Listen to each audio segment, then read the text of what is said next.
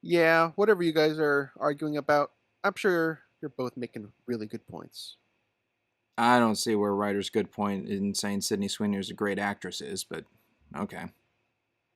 Okay, alright, don't put words in my mouth. Hello, everybody, and welcome back to the Cheap Seat Critics Podcast. And I'm one of your hosts, the Geeky Writer.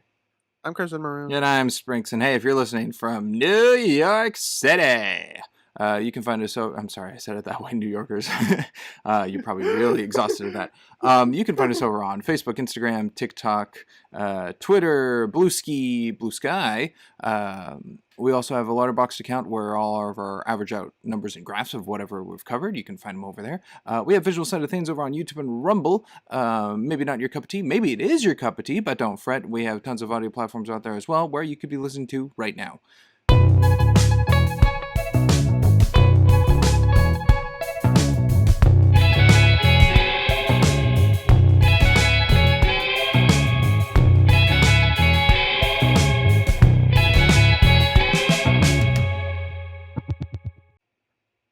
And today, my fellow podcasters, we are covering the little-known / great, potentially most underrated movie ever, Madam Web. Possibly. Won't know until summaries and ratings. Yeah, won't know until summaries and ratings. So I guess, simple one. Let's start with our histories. Why don't we start with you, Crimson? Alrighty. Am I just doing Madam Web, or are we doing like Sony Spider-Verse thing? Honestly, I think it would do Sony Spider-Verse thing because that Are they all connected? kind of included with this. They're loosely connected. They're not directly connected. I don't think this is in the same universe as Spider-Verse, but I do think that they have called it like the Sonyverse Okay. or whatever. But I'm like, is this the same This is part of Spider-Verse of Morbius and and Venom and Craven? It's Yeah. all the same world? Yeah. Okay. I remember reading that before. So, alright, my history on it. I've seen the first Venom. I have not seen any other Venoms. I've not seen Craven. I own Morbius on Blu-ray. I have yet to see it. I've seen this once for the podcast. The character Madam Web, I don't know much on comics-wise. I know she's typically portrayed as like an old lady who can't see, but can have the strings, whatever, the web. The Force. But it's very very bare bones, to my knowledge.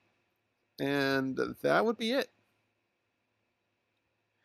All right, Sprinks, why don't you give us your history? All right. When it comes to the Sony Spider-Verse or whatever it's called, I have seen Madam Web. I saw it the first time last year. Actually, sorry, how this is coming out. I saw Madam Web for the first time 2 years ago, and then once for the podcast. I have seen the first Venom. I have not seen 2 or 3. I have not seen Craven. I have not seen Morbius. I feel like there's another one in there that I'm blanking on, but which I may or may not have seen. My first introduction to Madam Web, I think, was playing the video game Spider-Man Shattered Dimensions, and she's kind of the narrator for the 4 Spider-Man in that game. And I believe I have 1 or 2 Spider-Man comics that feature Madam Web in it. Fair enough. I go into my history. I've seen this movie once, as Spring said, about 2 years ago. I don't remember how or why I ended up seeing the movie. I think someone talked me into it, or someone strong-armed me into it, or maybe it was the frequent guest Cass who dragged me out because with her family to go see it. That sounds right. I honestly don't remember much of it, or didn't remember much of it, because I might have snuck some alcohol into the theater in preparation, because I've heard enough about the film at that point.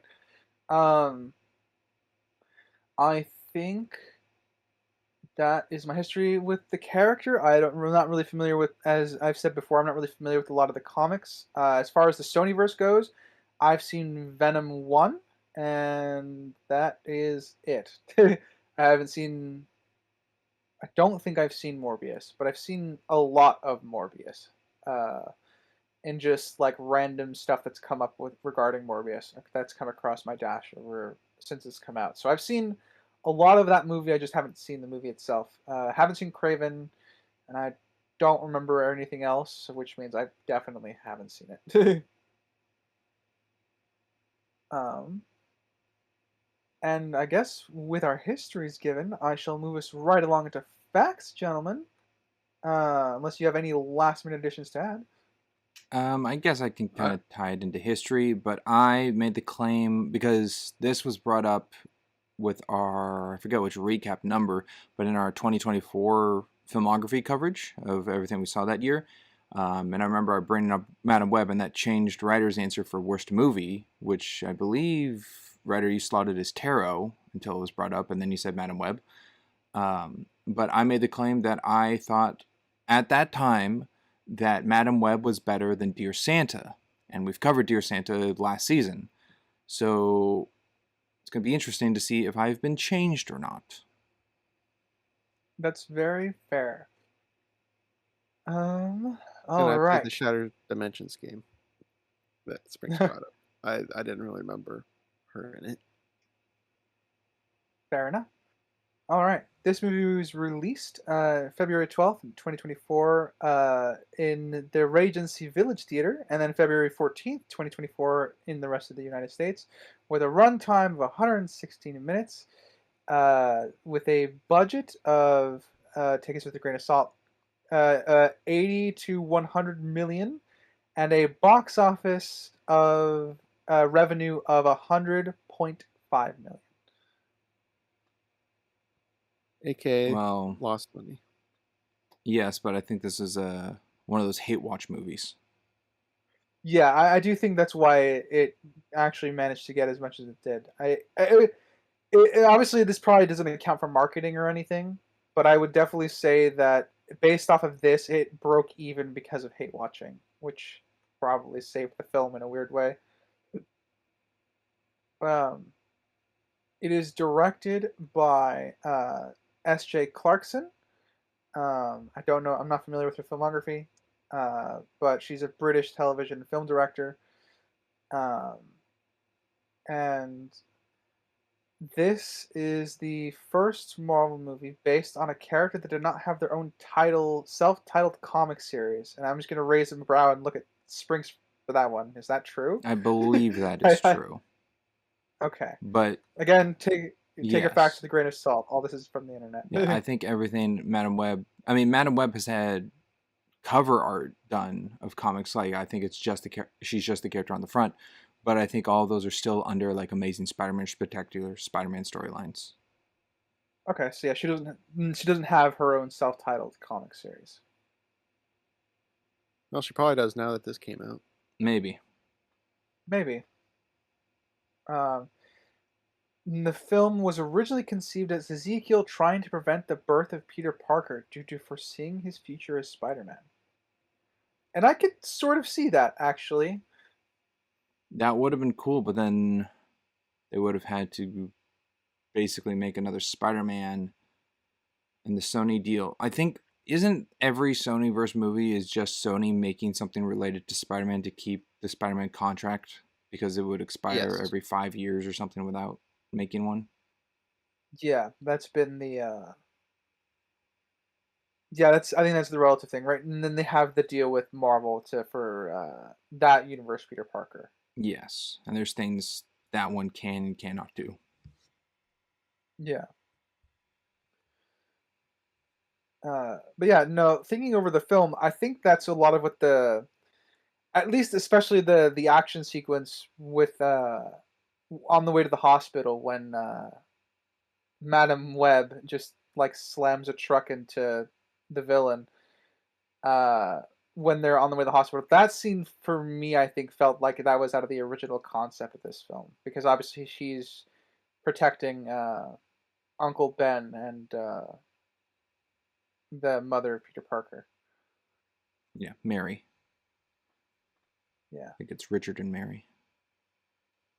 That sounds right. I'll have to go through my notes and check. But is this better adaptation of Peter Parker's parents than Amazing Spider-Man 2? I'll go with probably. I don't really remember. Probably. I might have a hot take later on. We'll see how it goes over with you guys. Um, unusual for Marvel Comics related movie. There are no mid or post credit scenes. Imagine the time that I wasted. Just making sure. Oh, I just scrubbed. I was surprised. You Uh, didn't sit and listen to the music? No. You usually do that. No. Not this time, I guess. Yeah. Finished up my notes and then I scrubbed through the credits. There's nothing. Madame Web's first name is Cassandra, and in Greek mythology, Cassandra was a priestess dedicated to the god Apollo and fated by him to utter prophecies that were true but never to be believed. So there's my little mythology note for the day that I've tacked on. And I guess with that, Random gentlemen, name. yeah. Do you guys have any facts you would like to offer yourselves? Nope. I do not have any facts. I'm trying to think if this was Sydney Sweeney's first film, but I don't know if that's correct. I didn't look into that. I have no idea. Well, I guess with that, we shall jump right into our coverage. The plan today is we're going to do popcorn. And yeah, we're just going to do popcorn and see how much we can get to, because potentially a Crimson will have to leave at some point. And I guess with that, we'll start with you, Crimson. Okay. I'll jump somewhere fairly early, but not early enough. But Ben saving Cassandra when she went off the bridge in the car that she decided to go more into instead of go backwards and pull out of before the car fell. Yeah. That was dumb. I don't know how he managed to get all the way down there in that 3-minute time. And even find her under the water anyways. With the sinking car. It's impossible with the logistics here unless he dove off himself, which I guess is theoretically possible, but I feel like they would need to show that. It didn't look that high up for a bridge, but I'm fine with him diving down after her, but I still have I agree that should have been shown. I think it's plausible because the only little bit of when she's underwater is that the taxi isn't filling with water, so like the impact didn't break the glass and start flooding the car, which would give a little more airtime for a bit while in the taxi. Also, the New York runoff there, I don't know how deep that is. But then that all fades to the whole like hallucinogenics or whatever. I think it's feasible with when he takes her out of the water where it shows. Like they're not up on the kind of shore, they're kind of on the what's the word? Suspension bridge? Pillar. No, the pillar. Bridge. Yeah, there's something, the thing to keep the bridge up to support the support beam. He's kind of on the concrete of the support beam of it, and I don't know if that is on the shore. I can't remember the angle if it shows back to that, but that's where he pulled her up from. So, and if that support beam had like a ladder, so he didn't have to run all the way down the bridge, go down to the water, and then across. They do have those support beams tend to have ladders that go down to them, like to the one on the surface. I guess that could be it's all possible, but it explanation. just didn't show that. Yeah, I don't remember fully the context of no, not the context, that's the wrong word. The shot where we're kind of have a profile view from behind Madam Web kind of looking at Ben off to the side. I think I remember seeing green behind Ben, so I feel like they're on the shore. But I'm not 100% sure because I still feel like that again, I think that would have been, they should have made that more clear. Yeah. No, I agree with that. All right. Sprinks, why don't you go? Oh boy, I'll start with the very, very beginning that kind of threw me off a little is the production company titles over the screen. with the just solid black background. Yet when the Madam Web title comes up, the aspect ratio changes to letterbox style because the tone in the black changes. And I find that odd. I don't mind my aspect ratio changes, but you gotta make it worthwhile. Otherwise, it just distracts. Also, laziest font I've ever seen for a movie title. It was pretty bland. You could write that up in Microsoft Word. There was like no design put into that. Yeah, I could make a title better than that. I think you have made Actually, funny enough, I think all three of us could make a title better than that. I think we all have the capability to do so. I definitely do now. It took me a while, but I'm finally there.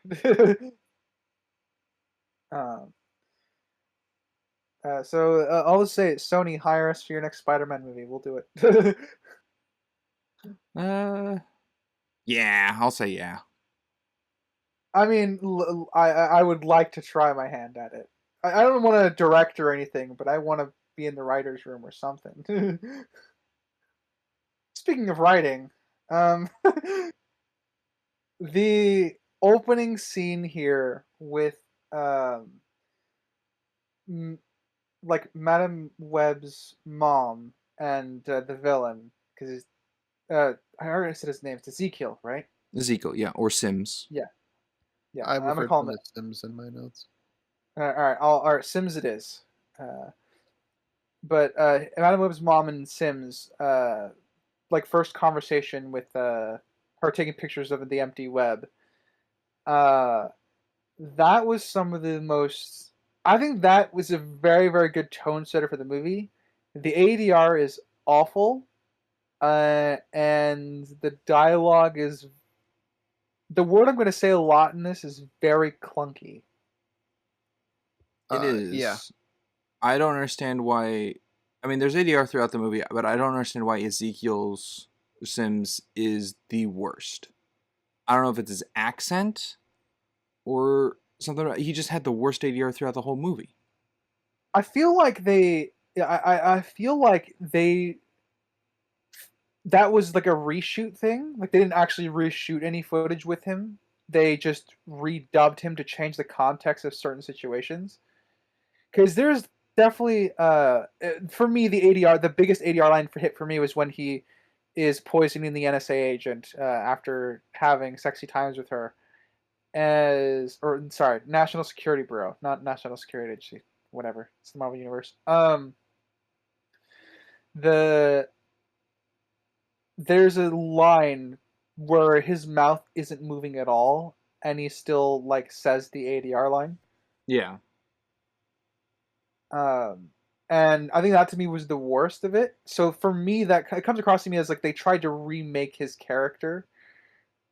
I guess with ADR, because I guess they didn't really like either his performance or what they originally had with the movie script. Because I know this film went through some revisions during the post-production process, and it had quite a bit of it.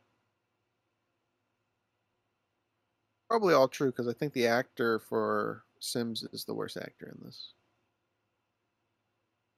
Yeah, I could see why they put him in this suit as much as possible. I'm trying to think if he is the worst actor in this. Maybe. I think he's definitely lower half of the cast, but I don't know if I'm worst. trying to. Yeah, I think he's probably my pick for worst in terms of like importance to the story, and he needed to be like threatening and among other things, but I don't think his acting allows him to do that much. Yeah. I don't know. I think I have.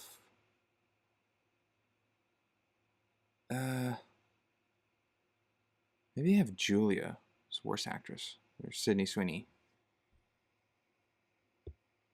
She just didn't seem like acting to me. It's possible. Yeah. So anyway, back to my original point, which was the opening dialogue here in the jungle. It's very, very clunky. It does convey a lot of information, but it doesn't do it in a way that I would consider to be natural at all. And it leads into that is also compounded by the immediate following problem as to why Ezekiel decides to why he happens to go into the tent today and start taking pictures of like the diaries, the jars, and evidence. I feel like that's something he would have done for a while because they've been out there for months at that point, right? I do not know. A It period just of feels time. I don't know how yeah, long, but it just it's feels not day lucky that one. he did it today, you know? Like if he went in there and snipped like took a picture of one thing and then left, that would make more sense to me. So it's like he's documenting all of her notes and stuff in steps, you know? Yes, I see it more as the convenience that she's very determined to take the photos of the spider or find the spider, and because of that, she wants to be left alone. And to me, the convenience falls that she left her journal unattended, because I feel like she'd carry it everywhere or take notes in it at all times. Yeah. Uh man, that's gonna lead into one of my problems. But Crimson, you go. Sure. I don't like what they did with Ben's incompetence level of at the I guess fireworks warehouse, whatever it is. Yeah, I don't know if those He's were fireworks. someone on the I don't know either. Uh, someone on the gurney, and Cassandra's like, feel a stomach or whatever. He's like, oh, and some internal bleeding. Good catch. I'm like, so you didn't do that? Is what? She didn't even see the guy. Just like Yeah, see do it. that that's kind of a bit of a problem for me too. I get what they're trying to do because mind you, actually one of the things I did think the movie did okay was as an okay thing was the relationship between Ben and Madame Web. I actually quite like a lot of their chemistry. There's not much of it, but it's there. I think this is one of those scenes where I think I needed to retool that because what they portray a lot in far as their relationship is that Ben helps to ground Madame Web or helps to ground Cassandra, and uh, and then in turn she kind of helps him catch details, which I would be okay with if that was consistent. You know what I'm saying? I can see that. It just felt more like they needed something she would remember for when it gets rewinded or jumped Yeah, back. So, well, there's a landmark moment. She interacted with him. It just yeah, is at the cost of his competence. yeah. Exactly. That's the issue I take with it because I like the idea behind that because that's what good partners do as far as going to taking an ambulance. They should double check each other and verify things like that for each other. I feel like though they needed to be retooled. So I also it does dig into his uh, competence a little bit. I don't think I have it as severe as you two have it. How do you have Where do you it? have it at? I think it's passable. I see what you pointed out, Crimson, that the point of it is so Cassandra can look back and point something out through her visions. But she saw the guy, not O'Neill, but the guy on the gurney, without Ben's presence to indicate the injury, which kind of fell into me that Ben wasn't around the injured man with the gurney the entire time. Like Ben came up to assist him when he's probably already on the gurney, so he didn't go through all his checks on the man, and he's like still going with him. And by passing by Cassandra pointed something out that I feel like Ben would initially get to, but being Cassandra and like their partners and how close they are, listened to her word and went with that first to jot it down. If we saw Ben the entire time with this guy on the ground to the gurney and everything, and he didn't go through all his checks, then I would lean definitely more on your guys' side that it goes into his incompetence, that it's just aiding Cassandra with her visions. But we don't know where this injured civilian and Ben first met and like how many tests have been going on. So I think the point of the scene's a little dull to get the point across of the visions, but I don't know if I really put it into Ben's incompetence of his steps to check over a civilian or an injured civilian. Fair enough. And All I right. think Bird is even is a worse representation of the convenience of a landmark for her visions. Oh, the bird on the window. Again, the bird. Yeah. I see the bird on the window is just the significance of the cracked glass to look like a web. Probably. That happens a few times. You get the cracked glass when she falls into the river too. Yeah, I just saw that as a symbolic thing. However, this movie does like to show you the same thing again and again and again, in case you forget. Yeah. Like seeing the, what are they called, Los Hermanos, the spider people, climbing down that tree, 4 times in the movie? 3 times? Just a few times. And we pretty much saw the entire beginning of the movie twice. Yeah, I'm like, I don't think we need to see it again to be reminded of the people if we've already been shown it. Yeah. Yeah, we I didn't mean, really get anything different with the beginning being re-seen. They added scenes after it of like the mom getting checked up on the health of the I baby. think we only need. I think we only need to see the one scene, which is her, like bashing. You know, like where Cassandra's interpreting what she's saying. It's like, oh, why do you hate me? I think that's the only repeat one we really need to see to get the point across, and then we can go to the new one. Like we don't need to see her bleeding out on the ground. That's when it kind of went a little too much, a little too far. Yes, I think so. Just because the first one is the transition, is the importance juxtaposition as to why she thinks she's been hated all this time, or why her mother chose spiders over her. Yes. Let's see. Uh, so here's an interesting question: how did Cassandra? How did she get a hold of her mother's journal and all those belongings? I wrote that too. Sims didn't take it. He took photos. Well, how did she get to the modern world? I guess because the spider people had to take her somewhere. The spider people. And then She they had died after giving birth, so she couldn't deliver it. Did the spider people deliver it? Yeah, they had to have went to the camp, grabbed all of her stuff, and given it to the baby wherever they dropped her off, which was a little peculiar. It's a little bit of a hassle. But I think that's how it would go. Just all her mother's belongings would be kept with her or put into a trust fund kind of thing until she hit the age of like 18 or something. well, she was in the foster care system, so that Yeah. stuff would have had to been with her, like dropped off with her at the wherever she's dropped off, orphanage, etc. Yes, but the Because first foster care system can still put it into a trust fund. Well, they wouldn't know the identity of the baby unless the baby Information had was given. Yeah. stuff. That made me fall onto later in the movie where she meets back up the guy who was a part of the I'm sorry I pronounced her name incorrectly, the Los Arnamas, because he's not in his like tribal gooey look. spider suit. Yeah, which is what they were, so they modernized them or tried to blend in more, and that kind of hinted to me of one of two things: either they are now disbanded after the events of either the Curse of Sims or the birth of Cassandra or all that, or they're gone into more of a hiding with the modern times, other than like 1973 is when we first saw him, to 2003 where this film's taking place. So I kind of saw that as like he's kind of been watching Cassandra the whole time or following her because he knew a lot when she arrived. I had kind of a thought about that. My excuse for why they were suddenly in modern clothing is they're still in hiding and all that.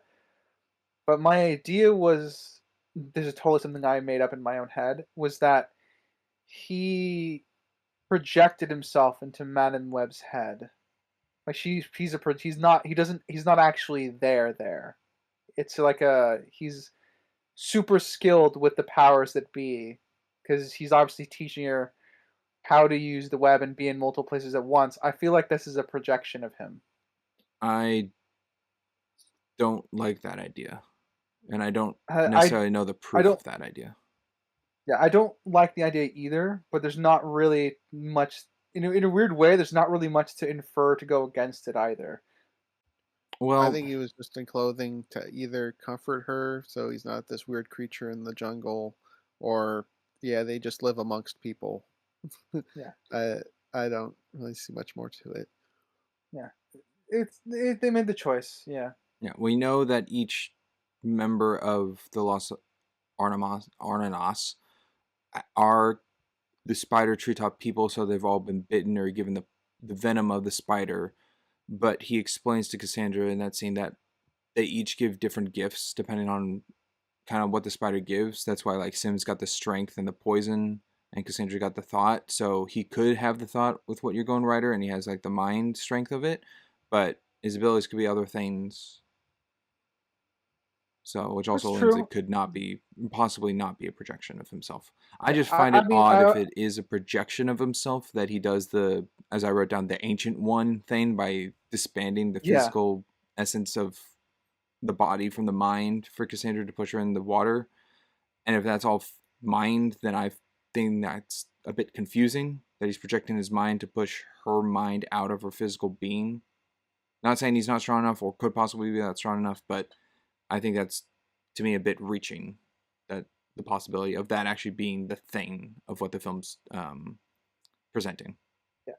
Yeah. And like I said, mind you, that's just a theory. I think it is probably far simpler and easier that if he was just there and he's just in modern clothing to not scare her. That's pretty much that's probably what happened. And I think that was just one of my ideas I added on top of the scene because I think it's not an impossibility because they kind of just once the whole vision stopped, they kind of just appear at the bottom of the they appear deeper in the cave, pretty much, instead of from where they were standing. Well, do you think he has the future sight? Because he told the mom she'd be back with a certainty. And then you could go with the like religious destiny angle, but I we are think playing with characters that can have future sight. So, what do you think? Yeah, I think most of them have something akin to future sight. I don't know the level of the future sight they have because obviously in the case of Ezekiel, right, he has future sight through his dreams slash visions. He's cursed. He also doesn't have any of the benefits of being quote unquote a spider person though, because he doesn't have like what's it called? He doesn't even have the spider sense. He doesn't have the sixth sense. Otherwise, he'd be able to dodge incoming trucks and other things that are thrown at him in this film. Yes, he doesn't have spidey sense or future sense, but he does have dream vision. He does have venom. He's got dream vision, and he has definitely super strength to a degree. And I guess sticking to walls. Yeah. So, yeah, it's weird because they don't necessarily all have the abilities of Spider-Man. So I have to take everything with a grain of salt, I guess, on like comparisons to try. I'm drawing like what I know, like what Spider-Man could do comparatively to the others. Yeah. To go with your Well, question, Crimson, I think the member of the tribe who met with Cassandra in that pond lake thing, I think either A, he has future sight to know she was going to be there, for him to be there around the same time she was looking around, or he's been keeping tabs on her ever since she kind of went into foster care or everything, knowing the connection of the spider bite into her kind of thing. all right, Ryder, does he have future sight? Is he spying? Is there convenience? What's his play? They're pretty what's it called? They're they're hands Secretive? off with the approach on telling the story. So I can't really say definitively either way whether he has future sight or not. It seems to be something that they all have a little bit. So I'm leaning towards he probably does have a version of it. Um, Even if it's not as like powerful as Madam Web's is by the end of the film. But I would definitely lean more towards he has it than it is just being a plain convenience because most of the spider characters at least depicted in this film have something akin to that. Yeah, I'm leaning towards he does because he told the mom that she would be back, and he was there when she was there. He could have been somewhere else in the jungle hunting or whatever spider people do, but he was there. Uh, so I think there's more leaning towards he does have that ability. And so that's what I'm going to ascribe on my objective scale, which might lead into the spider people as a collective and what they mean, and that they couldn't stand by and let something happen to somebody. Though they have future sight and could have prevented it from happening in the first place. Yeah, they are now all superheroes in, I guess, the South American jungle. Yeah. I I don't know. think it's pretty damaging to have future seers that actually care about people and then don't actually intervene. Yeah. That could just be the See, code. the benefit of Doctor Well, we need a Strange, rule right? of a code. They don't Yeah, do any of that. yeah. My comparison to this would actually be the sorcerers from Doctor Strange. They do contribute to the world. One of the good things about Endgame is we actually do see the Sorcerer Supreme killing Chitauri. Um, I they present it as like they've been doing this job for a while, but they just don't focus on the physical threats to the world. They focus on the metaphysical ones, which I think is a good way to cover for the fact that they can somewhat see and peer into the future due to the time stone, but they obviously they relegate themselves to specific threats. I see. Again, I'll just put that as it could be. Not for the Sorcerer Supreme and all that in your Yeah, you example. mean I for mean the the Los Arnanas or whatever. Why is it a yeah. could be and not a more concrete decision? Because they never show it in the film or talk about it. Like the projection thing that writer brought up, nothing is really for or against the possibility that it could be that. Yeah. At least that I see. Like I don't see anything that is told or shown that can go against it. So that's kind of why I lean with like him showing up there when Cassandra's there to teach her all about her powers of what she can do. I don't see that so much as like convenience per se, because there are connections prior to show the abilities of him being able to be there at that time and have it planned rather than just for sake of convenience of being like, what the hell is he doing here for?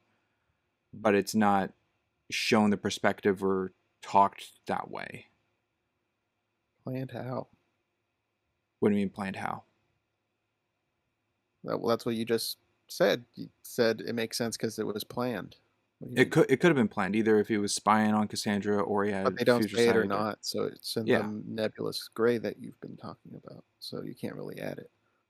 I'm adding it's a possibility that it could be. It's not like slated that he goes, "Oh, I've never been bitten by the venom, so I don't have any of the abilities, but I was raised by these people." So then it's like, "Oh, then it is complete convenience that he's just here and knows she's here."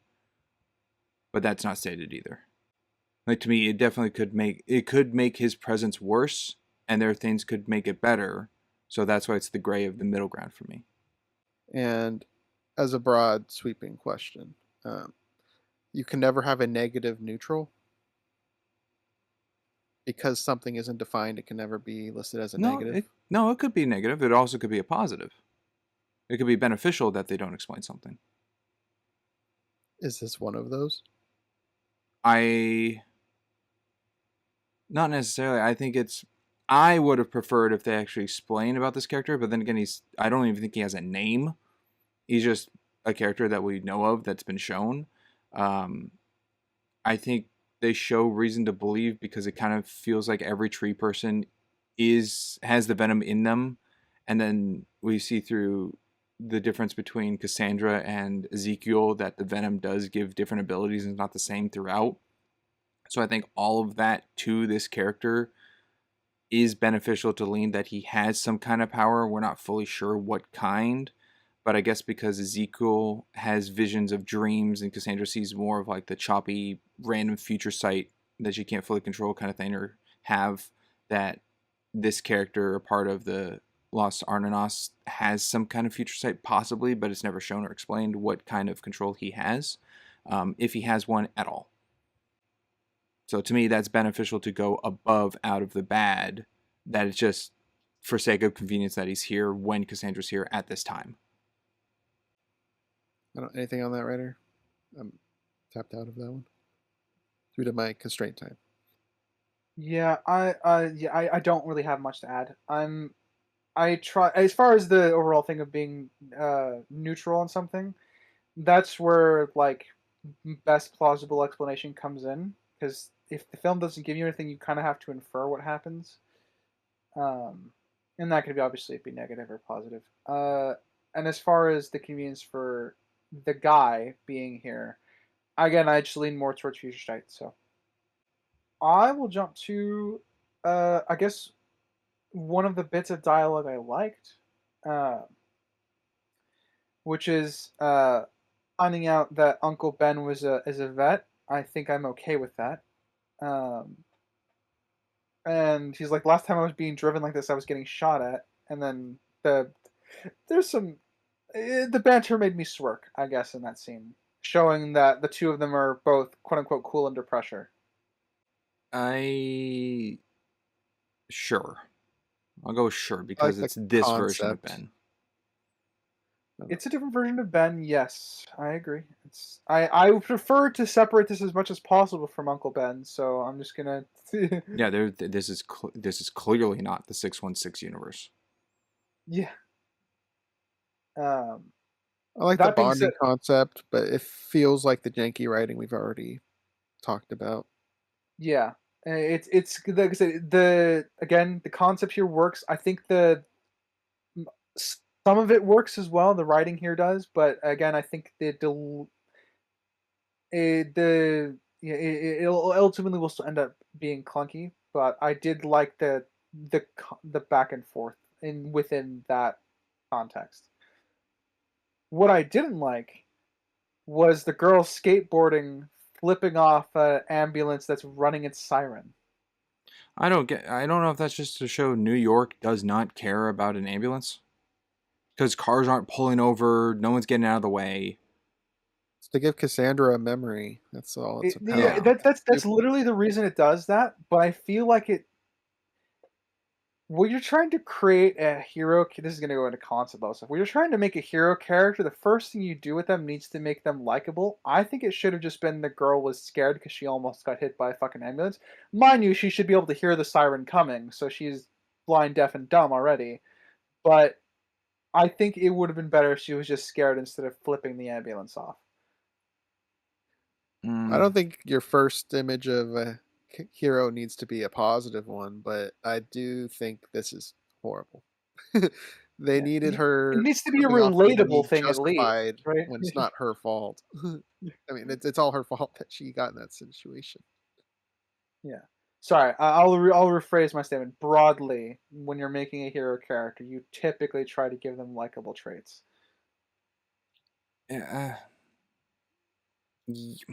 Broadly, yes.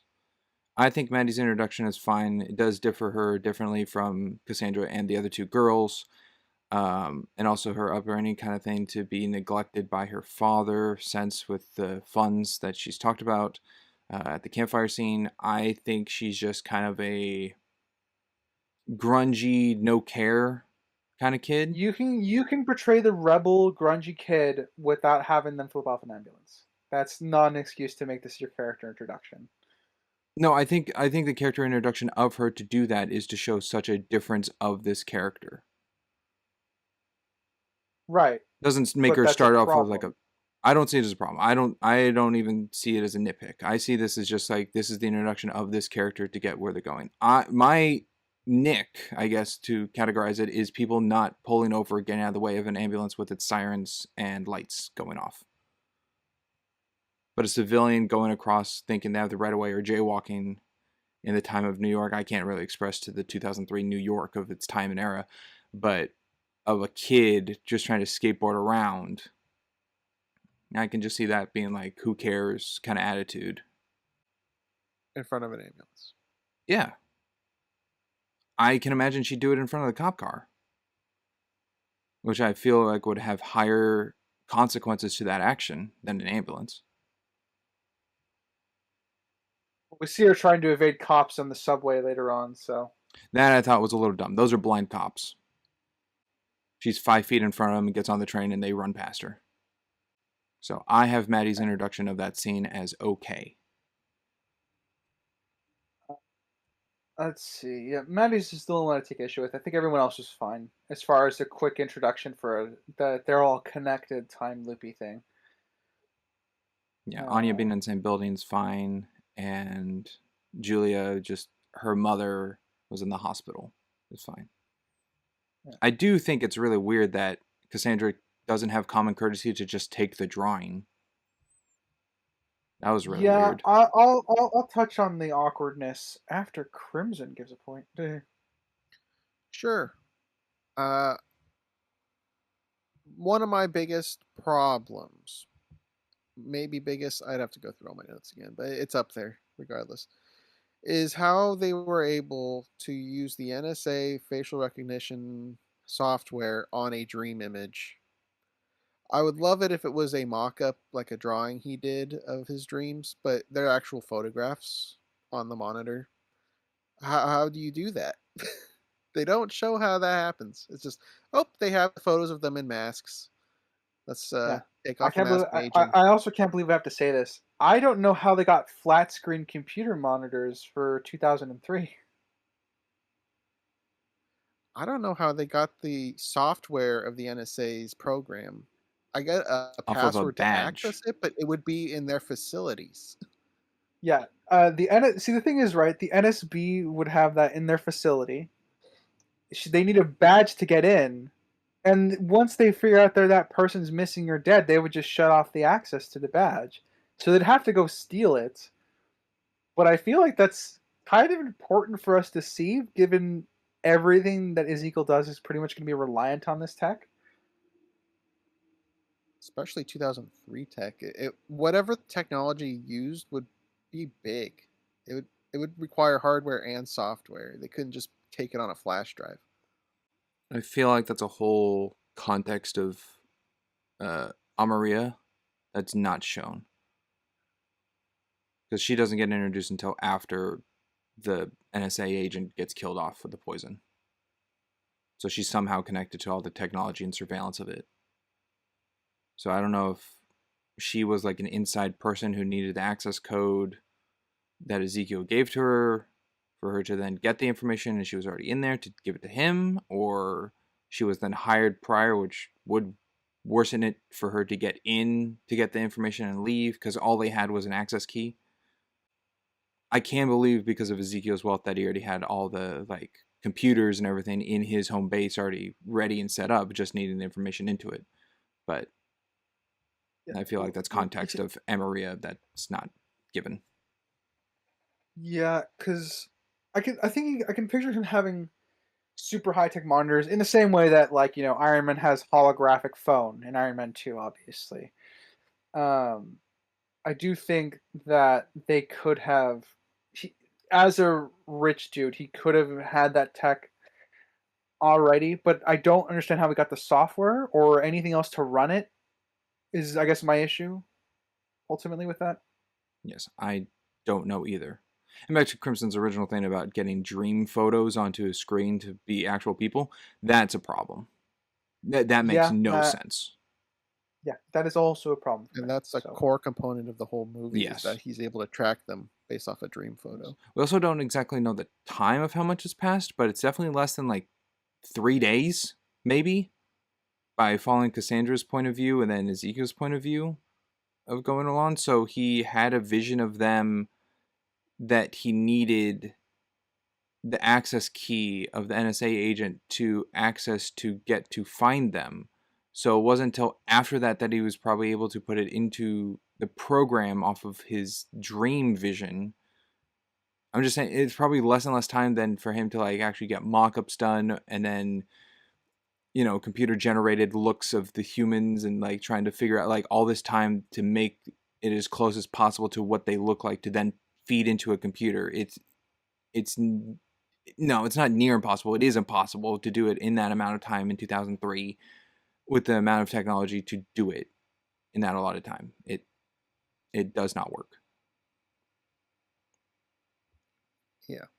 Which is why it's one of the biggest problems I have, if not the biggest, because it's a huge component of the film. Yeah, the film can't function without it. I do think the sketches would be better, but I also don't think this tech This tech is like on the level of the Batman sonar tech that's used in no, actually this tech is pretty much on No, the this level of this is the worse. machine from the Person of Interest. It doesn't make And that took sense. place in 2011. They had a decade almost on this. Yeah. Yeah. Um, yeah, it's pretty crazy. I wish it was explained more. I would have accepted more some bullshit Yeah. explanation of Yeah, like a they computer software that's able to run this idea or something. yeah, like even if it's a bunch of pseudoscience stuff, I'm like, okay, I can buy it if they explain it. I tend to take pseudoscience stuff at I treat pseudoscience stuff like almost like the way I treat a magic system. If they explain it in a way that makes sense within the context of the world, I will be okay with it. Yeah, just But cipher I it. don't think they definitely don't do that.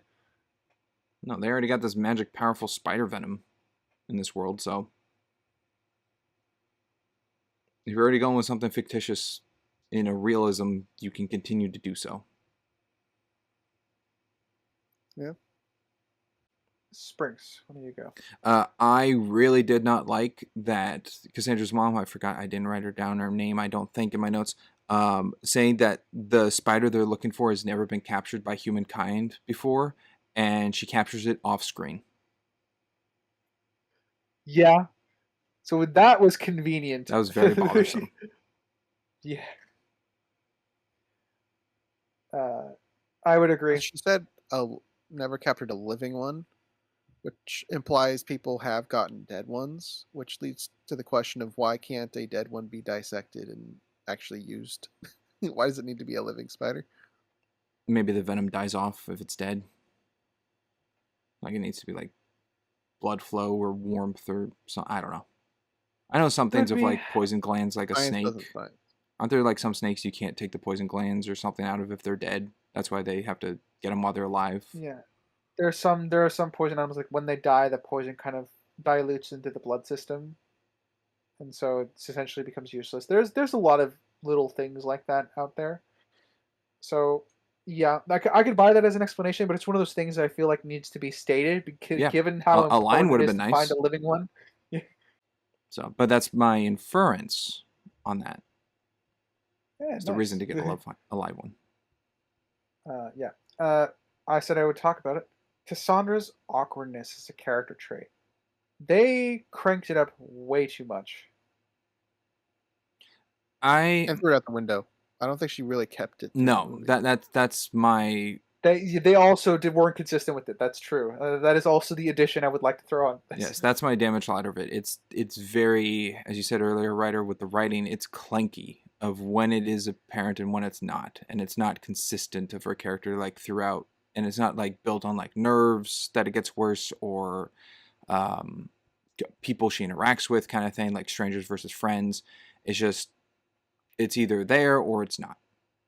Yeah, it could be something with the foster care system because I think they're trying to imply she's not good with kids specifically because of like the foster care system. So that's why she,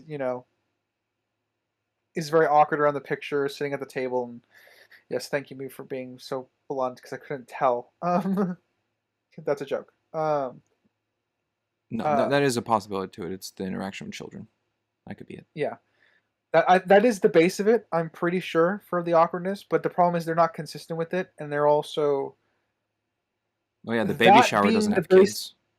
Exactly. I was going to say, as the base trait for it, that doesn't translate to the baby shower, where she's just as awkward and can't read a fucking room. And because that's a trait that should be... That there is a trait that should have been established earlier on. Yes. Now I can already hear or read the situation in the comments where people are like, well, it's a baby shower. It's all about a kid and it's revolved around a mother who's going to birth a kid and that connects to her history of her mother. That's why she brings it up awkwardly. I can get all that, but still it's like you're there for the barbecue situation of Ben and that like you can just, keep your mouth shut if you don't think you have anything that's going to aid. So. Yeah, and she also could have put a white lie on the note and just avoided the direct question. Just about to say that a lot of socially awkward people or introverts try to avoid interactions, and putting in a blank paper and then fessing up that it's your own invites conversation. Yeah. If she stayed silent with the blank paper, that's fine, but she owned up to it, which to me kind of makes her dumb or inconsistent as like an introvert character. It draws attention. Yeah. It draws attention. It's just something that's just. She could have It's lied, not or an- she could have just said, "Reading my mom's book" or something. Like it's true, and that is her connection to her mom, is her belongings. So she could have just wrote Yeah. something about, "It's cool seeing my mom's research," even if she doesn't believe it or something. I don't know, but it Yeah, wasn't well there's executed. any number of things they could have done to make that scene better. But so yeah, my one of my biggest things as far as a character trait for Cassandra is that the awkwardness is inconsistent, and furthermore, it's clunkily written, which makes it hard to tolerate in terms of subjectivity. Crimson, another point. All right, little one on the train when Sim, I guess, kills the conductor, stops the train, does whatever he does for some reason. Um, all the lights just start flickering on the train. I was like, all right, added scare factor, but when you stop a train, the lights just don't start flickering like it's a horror movie. Yeah, no, a Demogorgon was present. I guess so. Portalo. That being said, this movie made me want like a Spider-Man villain character terrorizing New York in a weird way, because that could play out as a fun horror scene. Yeah, give it to Carnage. He's a serial killer. Well, they could have. I haven't seen Venom 2. Oh, supposedly it's is he in terrible. 2 or 3? He's in 2. It's 2. Yeah. I don't know. This villain is doo-doo. I feel like he is dumb. Like going into the absolutely. diner, the first thing he does is just attack some random guy in a chair, and then he goes after Sydney Sweeney and breaks her neck. I don't know why he attacked the random guy next to her. to look He intimidating. didn't I don't know. attack. He didn't stand up. The guy was just eating his food. I do like his caution that he's the only one present to situations that he tries to do. Like when they get the call in, he's like, okay, contact dispatch, say it's not the girl, so he can go in alone without police activity. That was kind I of like smart. the idea, but it made dispatch stupid. Where he's like, "I'm en route. It's not them, sir. How do you know it's not them if you're en route and not there yet?" I don't know. Yeah, it's pretty bad. I'm in agreement with that. It's the things I like about the villain is purely the surface level aesthetic stuff, meaning for me the sequence that I thought was cool is like when he's like ripping through the New York police. We obviously don't see it because we're getting the perspective of Cassandra as they're trying to run, but we can see him like tearing his way through them in the background. I do like that. I did like that, but I can't really think of anything beyond that surface level scene where I thought the villain wasn't dumb or stupid. Kind of doo-doo, as you say. Weak sauce. Ooh, weak I sauce. think There we go. I think that's one of the best parts of him right there was the police part. It looks cool, and at least there I can understand him prioritizing the cops because they could probably shoot him. We haven't been established that he has any special armor plating or anything, so that works visually. Cool fight, His suit, and makes sense. His suit can withstand explosions and not get scratched or dinged up. That's about That's it. true, but I don't know if that's in universe or cruddy movie making. True, but I'm like that. That's about it. By a speeding ambulance through a building. You know what? Crimson. I can say both. I think it's because of cruddy movie making that it makes it so. True. So, at 3 minutes and 50, I think the worst scene to me is Ezekiel trying to get the spider from the mom at the beginning. Because at 3:58, when he shoots the first researcher, the bullet doesn't look like it's going through the back of the head out. It looks like it's not even VFX, kind of just like a special effect of the bullet going in reverse. Like the impact on the forehead to show the bullet hole or the bullet wound more so because it's not an open hole is going forward rather than backward. So that looked really bad. You mean like showing an exit wound as the entry wound type deal? Yes, it doesn't look like the bullet's going towards the camera. So from the back of the guy's head out. It looks like it went into the head when the gun's behind him. I don't know. It just looked really bad to signify that I got shot in the back of the head. But also, I'll just talk about this part. But I have the cinematography throughout the movie isn't great as a whole. But this first bit felt like it's filmed like a Modern Family episode, because it's constant handheld camera and every like impact of a word isn't stated through the actor's impact. Like, give me the spider isn't like, give me the spider. Like, it's not portrayed that way. They use it with zooming with the camera lens to signify the importance of words. And it was so weird. Yeah, I mean, they kept up the zooming thing throughout the movie too, and I didn't like it. During the car chase scene, they turned a corner and it had like the action zoom on it. I'm like, ugh, this is disorienting. Yeah, it did get nauseous. I can see it a bit with the camera. What I will give the creative props, because I feel like they didn't have a choreographer really on hand for this film. They just kind of had like, put your hand here, because that's why Ezekiel's kind of just like grabbing people by the throats and not actually like beating people up. So I feel like a choreographer would have been nice, but the cinematography kind of used that for, I guess, a creative outlook. And I'll give them props that they did creatively. But it seemed the cinematography was in the camera work, because a lot of it was spinning and movements. Like the camera would like flip 180 in shots kind of look. A lot of spinning and moving. So I think that's what's to display the action. But when that's in the movie onto the audience, that's through the eyes we're looking at. So it's very nauseous to the audience rather than seeing more like straight on. I just wanted to look at the cinematographer and see what else he's done. He did Avatar, like 2009, James Cameron. Like, he's the cinematographer for that. That's wild. That's way different. That's very wild. I think that also goes into the director then. That this director's like, do you have an idea? And he goes, well, we could try this. And the director's like, I love it. Let's go with that. And James Cameron was like, no, let's make it more grounded. We do have a choreographer on hand. Let's bring him in. Or the other way, that the director overstepped. He's like, hey, cinematographer. Oh, that could have been it. Doing it like this. Yeah. Add the spins. I love the spins. I don't think it'll be good for that. No. Add the spins. Could have been that too. Yeah. That's very true. Don't know the level, but I looked that up because we were talking about it. Yeah. I just thought that was funny. So I will give props. That is a creative outlook to make the action scenes different that way. But in execution, it is nauseating and not great. Yeah. More on the beginning scene. The spider cult just lets him leave with the spider. Yes, because it cursed him with the spider. I guess that's what is explained. Yeah, didn't have to get cursed if they could just stop it. That's my point. Is they could just stop him and not let him leave. I don't know, maybe that's another rule of the code. He did just shoot a pregnant woman, so I got some motivational questions on their part here. I think it's rule of code that's not explained. I don't know. So you can't apply that.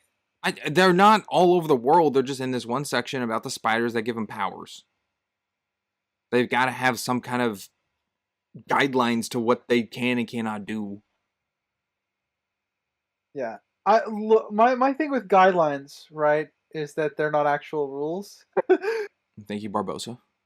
Yeah, I know, but like in this instance, right, it potentially you could take a lot of issues with this group because they let a pregnant woman get shot and the killer just leave with one of their secretive spiders. It does bother me a little bit, but no, it bothers me quite a bit. Because they establish themselves to have a morality. They're like, we tried to save them both. Okay, why did you let it happen? You have future seers. You were already up in the trees. You just dropped down to save her. It's not like they were running. And also, why did you let the killer leave? That's another thing. So maybe I think they did a poor job with these spider people. Maybe it's a thing they can't take lives, but they can try to save them. That's something the movie has to say. Yeah. Again, if that I could totally buy that if that was their code of conduct. Like they're not allowed to take lives because they have super strength. So they operate like a little. Like my first example that's coming to my head is like the Jedi. Yeah, they have all these superpowers, but they're first instinct is to try and help people. They're peacekeepers first and foremost. So I would totally buy that if the film tried, but they didn't. So just shrug. um, I will jump to uh, the first deja vu moment. Again, it's very clunky. So the first deja vu moment, which is when Ben's checking up on Cassandra in the end of the ambulance, and she predicts her oxygen levels kind of go up. The scene is clunkily done because Ben could see that her oxygen levels are rising, and it's pretending like he can't see the number going up. Um, so it was a very clunky introduction to the deja vu thing. I do think the one at the warehouse of the docks was far better, even if it does damage Ben. I do think it's a far better use of deja vu. Yeah, Yeah, I guess. I don't know how the device fully works. The So. oxygen level one? Yeah.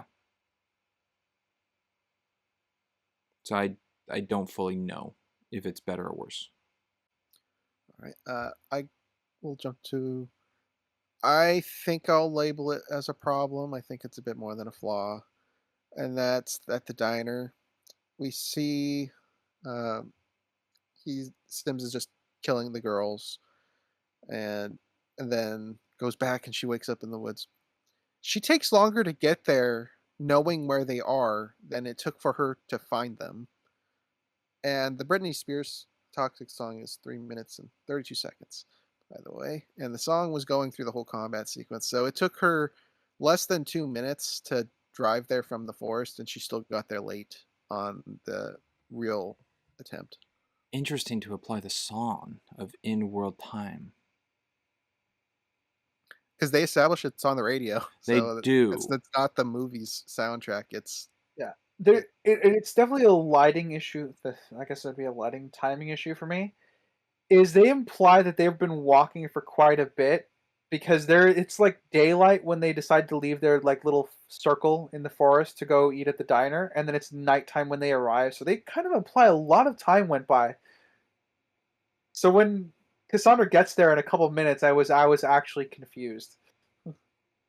Well, I have it the other way she that made it to New York and it was daytime still, and then when she came back to the forest, it was pitch black. Yeah, I'm mind you the time. It's not that it's not a huge, it's not a problem actually. Fuck, let me just pull up my fucking list again so I'm getting this right. It's a nick for me because I do think they could have conveyed the time difference a little bit better. They could have made the area outside the diner a little bit brighter. So imply that it was that short. It was short walking distance away within a 3-minute song, and short enough that for her to drive the long way around to get there or something like that. But it's just the juxtaposition from it being like maybe mid to late afternoon to just it being night when they arrive at the diner. I feel like this is a colossal mess with a movie that revolves around time. I don't know how they botched it like this. My fix to it would be that she got to the diner and waited for him to enter so she could hit him without him seeing. But that's something the audience needs to be aware of, that's a plan she has. My problem Plus, she could have ran someone over. My problem is that it's faster to walk than drive. Well, with walking, you could cut through a forest. A car, you're limited to the roads. True, but she is speeding. Yeah, that's why I specified she clearly took the long way around. I don't know. Again, I have no details to go off of that. But you're right. It's another nonsensical thing that she got there faster walking. And that's another thing that would need to be explained. Or show how you fix that is show that she's waiting outside the Ezekiel walk into the diner and then run with the car. But then you don't get the surprise of her driving through a building. My only thing that could apply that it's not is her vision of the whole thing of the diner is her standing still. Like in real time. Like her having that whole vision is something that has time passing. So when she gets stabbed by the knife and goes back, time has passed and it's not an instant vision of knowing. That's the only way I can see the time lining up, but I don't think I go with that. Well, I'm not fully on board with your song thing because it doesn't always. If it always came across via radio, either on the jukebox in the diner or the radio on the in the car, and went between the two, then I would fully agree with that. That it is the song's time pacing that's being demonstrated, but it doesn't become fully diegetic in the film and becomes more output throughout scenes to cut between, which made me feel like it's not actually lined up fully. Well, that just, I would imagine in your book, mean that's an editing fail because it showed it is in universe on her radio and it is in universe in the diner. They're synced.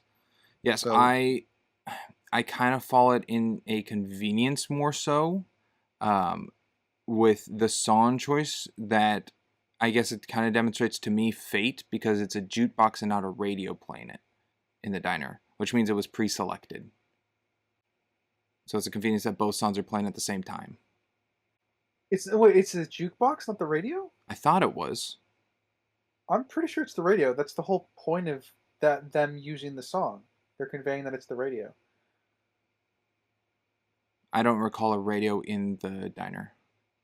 We don't need to see a radio to think that it's a radio. The implication of hearing the song both in the diner and the car is that they're using the radio. They have no reason to do that otherwise. I thought there was a jukebox in the diner, and that's where I was getting the music from. There could be a jukebox, but they could also be using the radio. Like that exists as a separate entity to the jukebox. It would be. I don't see anyone play the jukebox. Yeah, that's the other thing. And whenever there's a jukebox in the movie, we always see someone go up to it and start it or play it. Yeah. Because then I'd have a problem. Well, problem's too strong for this example, but I guess an issue if the jukebox happened to play the same song that the radio has. That's what I was under the impression of. And without showing the jukebox is even in play, other than it's a diner, radio makes the most sense for the scene. So that's what I'm going to apply. Okay. All right. Whose point was that? Mine. Okay, Sprinks, you're up. Is Ben doing CPR with one hand in the ambulance? Yes. The reason I'm okay with it is because he's putting more weight on it because he's like holding onto the roof. So he's kind of like dropping himself on it. But yes, this is not standard issue CPR. Okay. They do train you to do that, especially if you're an ambulance driver. They definitely train you how to do one-handed when you need to, because it's again you're going. There's going to be a time when you're in the ambulance. You have to worry about your own safety first in order to be able to help somebody. So if your ambulance is speeding through a city to try and get to a hospital, they do teach you to do that one-handed, and it's easier too because they're strapped in place. There's a few things that go into it. Okay. As long as it's passable. I think I'll go into the one of the things I'll go to a scene I like actually, which is we've been getting serious about someone. Obviously, the implication is he's getting serious about me. I actually, again, this is one of those scenes where I'm like, okay, I can see something good about their relationship as friends. Because she picks up on it immediately by the way that Ben's behaving, that it's actually a serious thing that's going on. Like, it's a serious relationship. She stops making fun of him. I did appreciate that. It was a nice little nugget that I liked. Yes, a wee little nugget. Crimson. O'Neill died in a dumb way to me. Either he's blind and then check both ways, or, well, I mean, I guess that would be the scenario. He just didn't look both ways before. Yeah, also, I have an issue with the truck driver, obviously. Yeah, it's just more, I think, laziness for the writers of, oh, big event. I would have just preferred him have a heart attack at this rate, actually. He had very juicy stick. Well, actually, he had anti-juicy sticks. He took it all out. I don't know.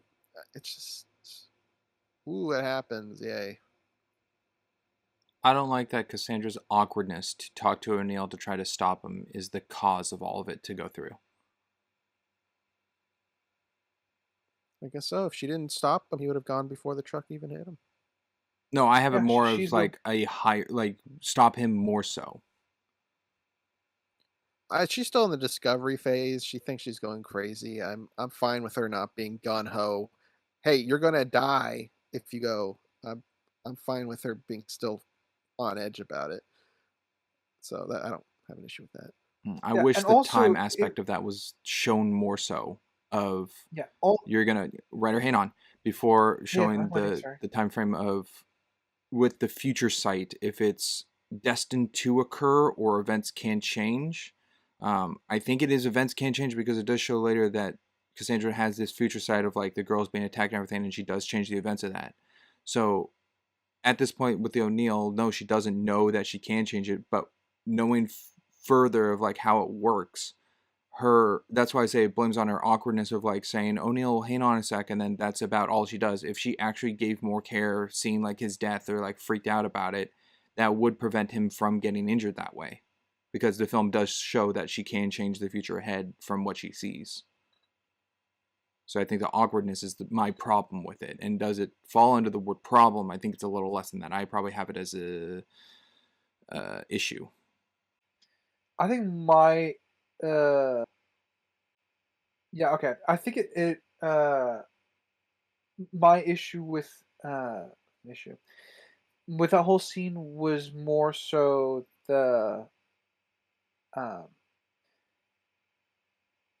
she could just O'Neill is her superior officer, right? Like he's the one in charge. I would guess so. I feel like he would send her instead once he realizes that she's getting shaken up. Like there's no reason to keep her here if she's shaken up. Like she's volunteering to drive back. That should be he should find that as an acceptable request given the circumstances. So He just it likes makes driving. this. Hmm? He just likes driving. I guess so. It just makes the death scene even feel even more contrived. Is my point. I'm not saying that that's not a like obviously that's not one of the. I don't know Neil very well, but I feel like that's just a standard training thing that they do. If someone's having PTSD problems or mental problems, they're usually pulled off the front pretty quickly. Yeah. Maybe that could be So expressed why not to have her drive if she's acting differently, but it didn't seem she was acting any differently. Well, that's the thing. He even asks her, "Hey, are you shaking?" Like he even points out that she seems a little shaken up, that she's not herself. He wouldn't deny her the drive. He would invite her to sit beside him. Like, okay, we'll go back together. That sort of thing. Yeah. I'll call in such and such to take your spot. Ben's good enough to do this. It just adds to the contrivance of why how O'Neill dies in the scene. It just falls up to me that it feels like the demonstration of the film is that the death is destined to occur. By her, like, her small, weak attempt, as I have it, is what still adds to the cause, versus either doing it more so or just not warning at all, which, as we know, would have changed the butterfly effect events of what she saw. Well, I guess the question, time travels in play here, is her point of view the whole movie like the set definitive timeline, or is this just one of the branches she can stay on? Of what she sees in the future sight? On the web she can control, I guess. I think it's the possible outcome. It's not the actual timeline. Well, that's tricky to say. I think what she sees is the initial timeline and she strays it off of that, which is her interaction with the time to change the events. So theoretically, she could find a string / timeline that O'Neill survives and all the events of the movie happened. I think so. That falls under butterfly effect. I don't know how much of O'Neill's existence changes the rest of the movie. Well, if you're going with like infinite options, then there is a universe where every event in this movie happened and he survived the accident. Yes, and I fall that onto Cassandra's choice of her next move is the infinite options, not the what she sees is the infinite options. I have it as the sight she sees in the future that or the vision she has is currently on the timeline she is allotted to. She can choose to step off of the timeline by changing the events ahead. But not go backwards. Not Or, go like, course backwards and change correcting what's anything. coming up. No, she can. That's what happens when the diner thing. Like, she wasn't in the diner. Well, no, her initial without the car in the diner gets her stabbed in the gut with a knife. So she chooses the car, which then changes the timeline order of what's to occur. It's not like she got in the car and didn't run, so then she had to run to the diner and make it in time and still get stabbed. What are your thoughts, Ryder, on the time stuff? I was just thinking about the degree of, I guess, how our powers are manifesting, and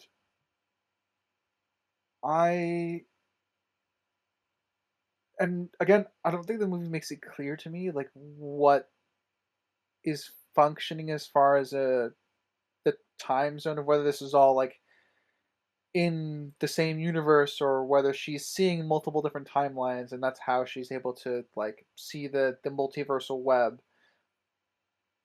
Um, the closest comparison I have in my head is that the the Spider-Verse or whatever that's in Spider-Verse 2 that's Miguel introduces to the audience. It kind of reminds me like she can tap in. It kind of implies she can tap into that specifically. In which case, I'm probably leaning it's she's seeing other timelines before like hers catches up. I guess it's weird. I don't really have anything definitive. To me, if it falls on that they're trying to express that there are different timelines that she's seeing of occurrences that could occur, then rather than the initial timeline she's set on with her path of interaction, I find that a lot weaker of just like her just constantly hoping for different events then, rather than knowing that she can change something. Which then goes into the final thing with all the fireworks. Like she sees the stuff in the timeline, which is why she's able to like dodge and hold up the metal shield and tell him to stop and move when she does. Because I saw that as like the timeline order that she's changing ahead by her actions. If those are just random things that could or could not occur, then it's all convenience of whatever she does or move in that scene at the end. It also comes into play of why did she choose the path of going blind and getting blown off the roof?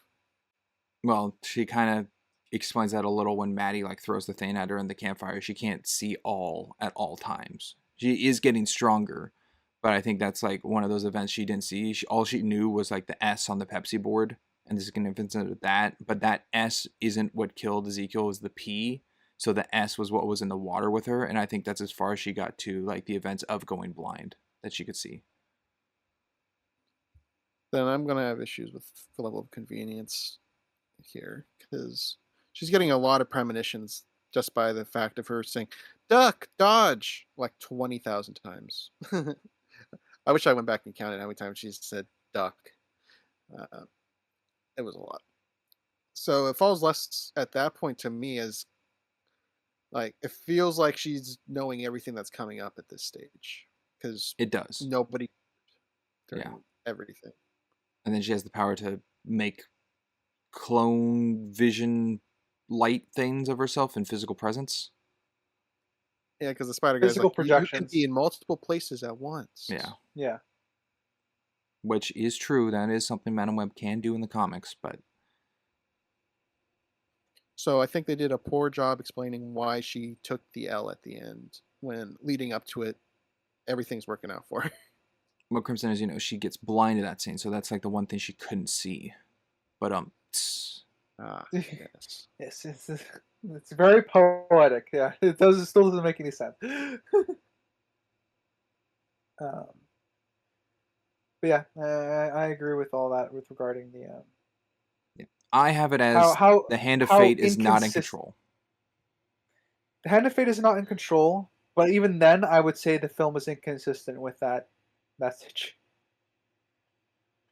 It all works, except that one time, and it really stinks that it didn't work. Pretty much.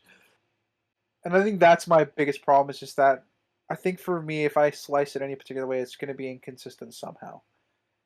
I think as you describe it, Sphinx, it's probably the best interpretation. Even then, it still would it's not perfect. It's still not perfect. It doesn't cover everything, which again is the sign of some bad world building. Yeah,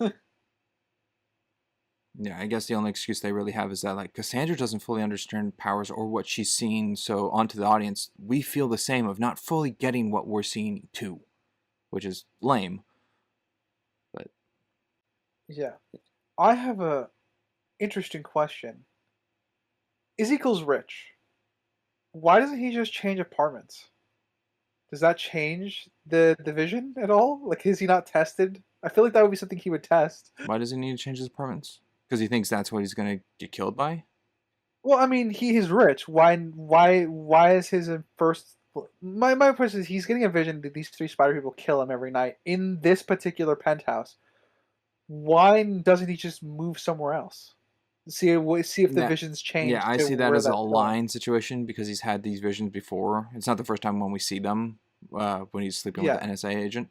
So maybe he has, and he just keeps seeing him wherever he is because that death does not even occur in his apartment. So I think the vision could change. He just knows the girls are involved. He's more focused on the girls than his house. Yeah, I'm in agreement with that. I think that's my nitpick. I feel like I would need to see him have that dream somewhere. Like if he would, in a different location. He gets a variant of the dream. So like whatever location he fell asleep in, that's where it happens, kind of deal. You know, I think that would solve my nitpick here. Yeah, because it comes across as like that he's so certain they're going to kill him in this penthouse. I feel like he's already willing to go out and kill them. I feel like I would like to know that he at least tried other things. I think Sprinks is implying that it could have already. This could be apartment number 3. Yeah, but like I said, the only thing that I would need is a line for that. So yeah, that would help. Or the vision show different locations or something. But it does make sense to me that one would be more focused on what is killing you than where you're being killed. Yeah. So I'm fine with him focusing on the girls, but my show not tell version of this is if he falls asleep somewhere else, he has essentially the same dream just in a different location. That pretty much solves the problem or the nitpick that I have. I'll point out. Unless Crimson wants to point something out. That would be Crimson going first. Okay, the NSA lady, horrible lady. He gave off so many red flags before she decided to even be slightly worried. He's rich. He's talking about, I want to find these girls and kill them, and she hasn't even decided to go for the gun yet. At that point, he's hey, she might think it's kink talk. I have no idea. It's a dream, Crimson. It's just a dream. Maybe she's thinking that's what he was feeling in the dream. He's quite passionate about it. So yeah, a bit extra for it's probably Nick for me. I'll just say I agree. I think it's clunky. I get the point of it. I think there should be a slow ramp up to her realizing that oh shit, I slept with the wrong person. Because I do think I like the concept of that, but I don't think they executed well. Springs. She only started when he was talking about if only the government had some surveillance thing. Then she's like, "Oh, this pertains to me." Uh-oh. Yeah. Springs, you can add on or just go straight to your point. I'll go to the other thing. There's a transition that is a nice creative, maybe not creative, it is, but a nice idea at what they wanted to achieve, which is when she's in the ambulance and Cassandra hits the horn of the car of the ambulance and it goes to her pressing her hand through a vending machine. I thought that was lined up of what they wanted to achieve very well. However, the editing is not cut right. There's too much dead time. Mm. I Yeah. think it would have been a lot smoother if her whole hand was the full motion of the shot to go through, but her hand does stop on the horn and it pauses there for a second before moving on to the hand going through the vending machine. I think it would have been better if it was full hand motion and the horn, upon the contact where it would have been, carries into the vending machine bit and like fades. So I see the idea of the transition, but it definitely could have been better.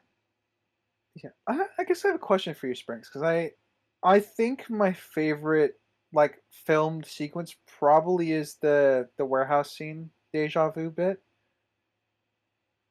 So I'm curious if you have any that you liked. If there was a particular transitions in sequence of that? shots.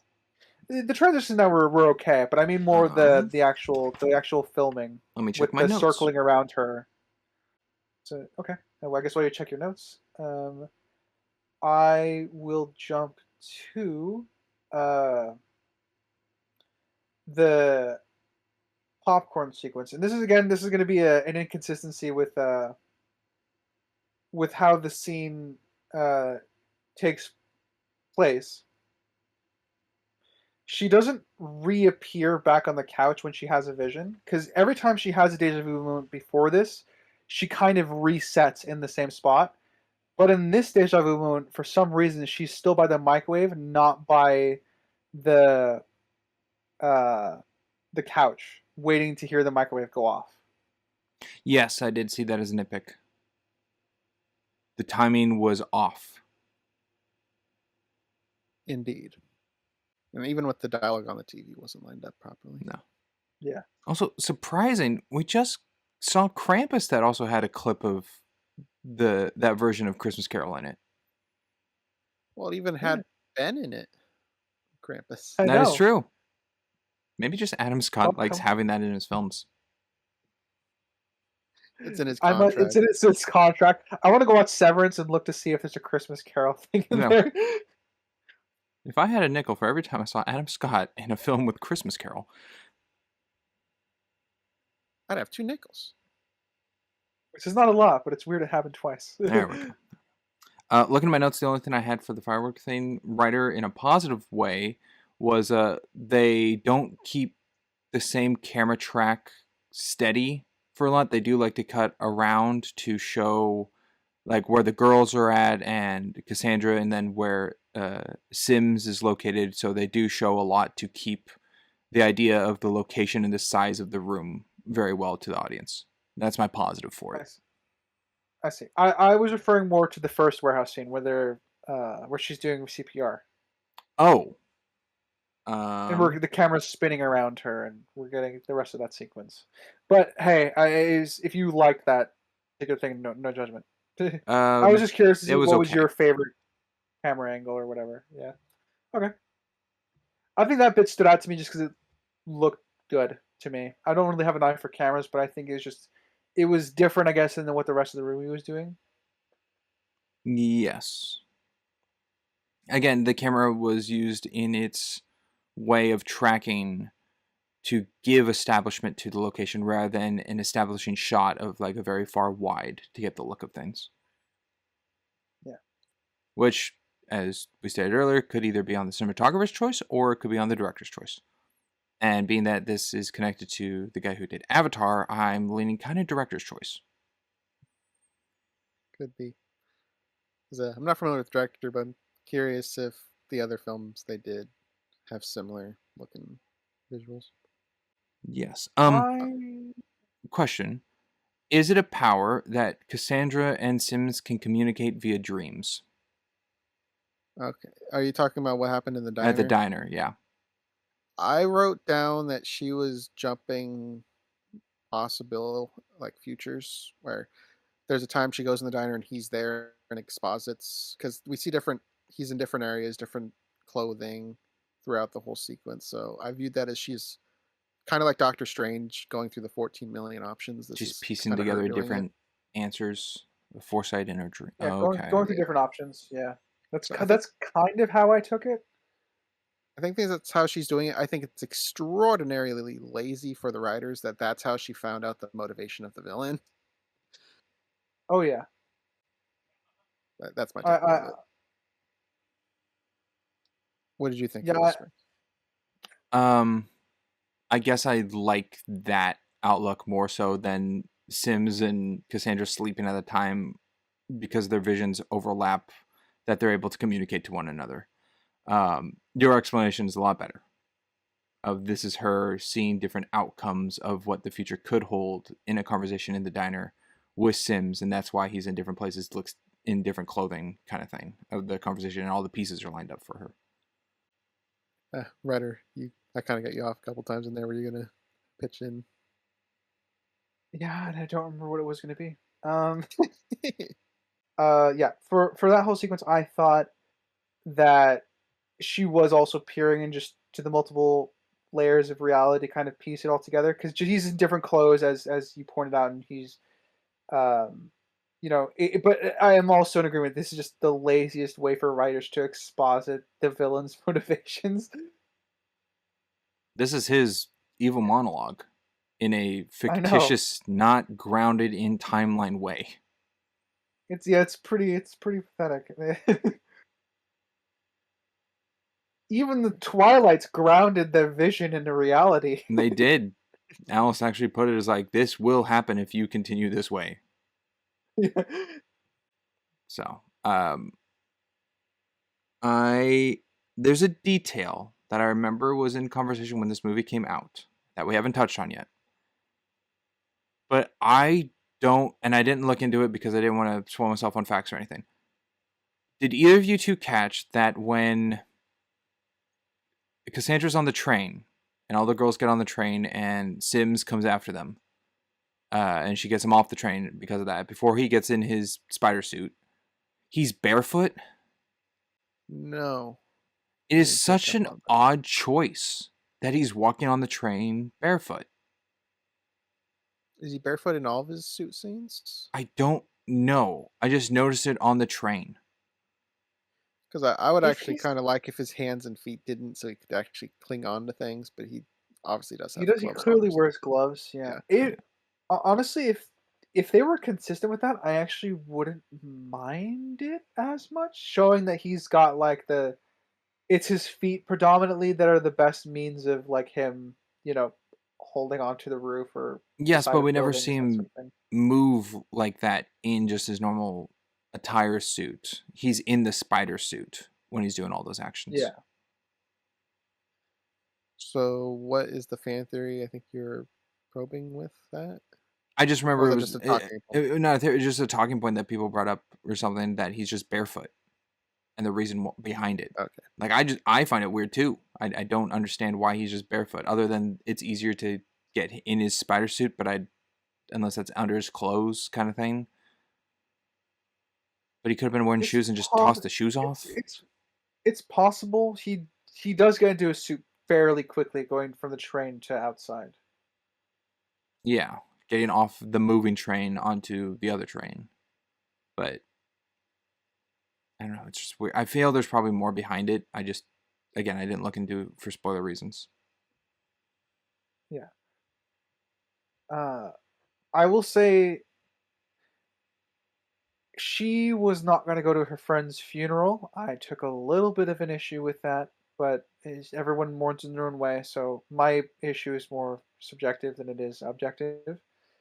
Um, but it feels weird, like that's like that she doesn't want to go mourn with people.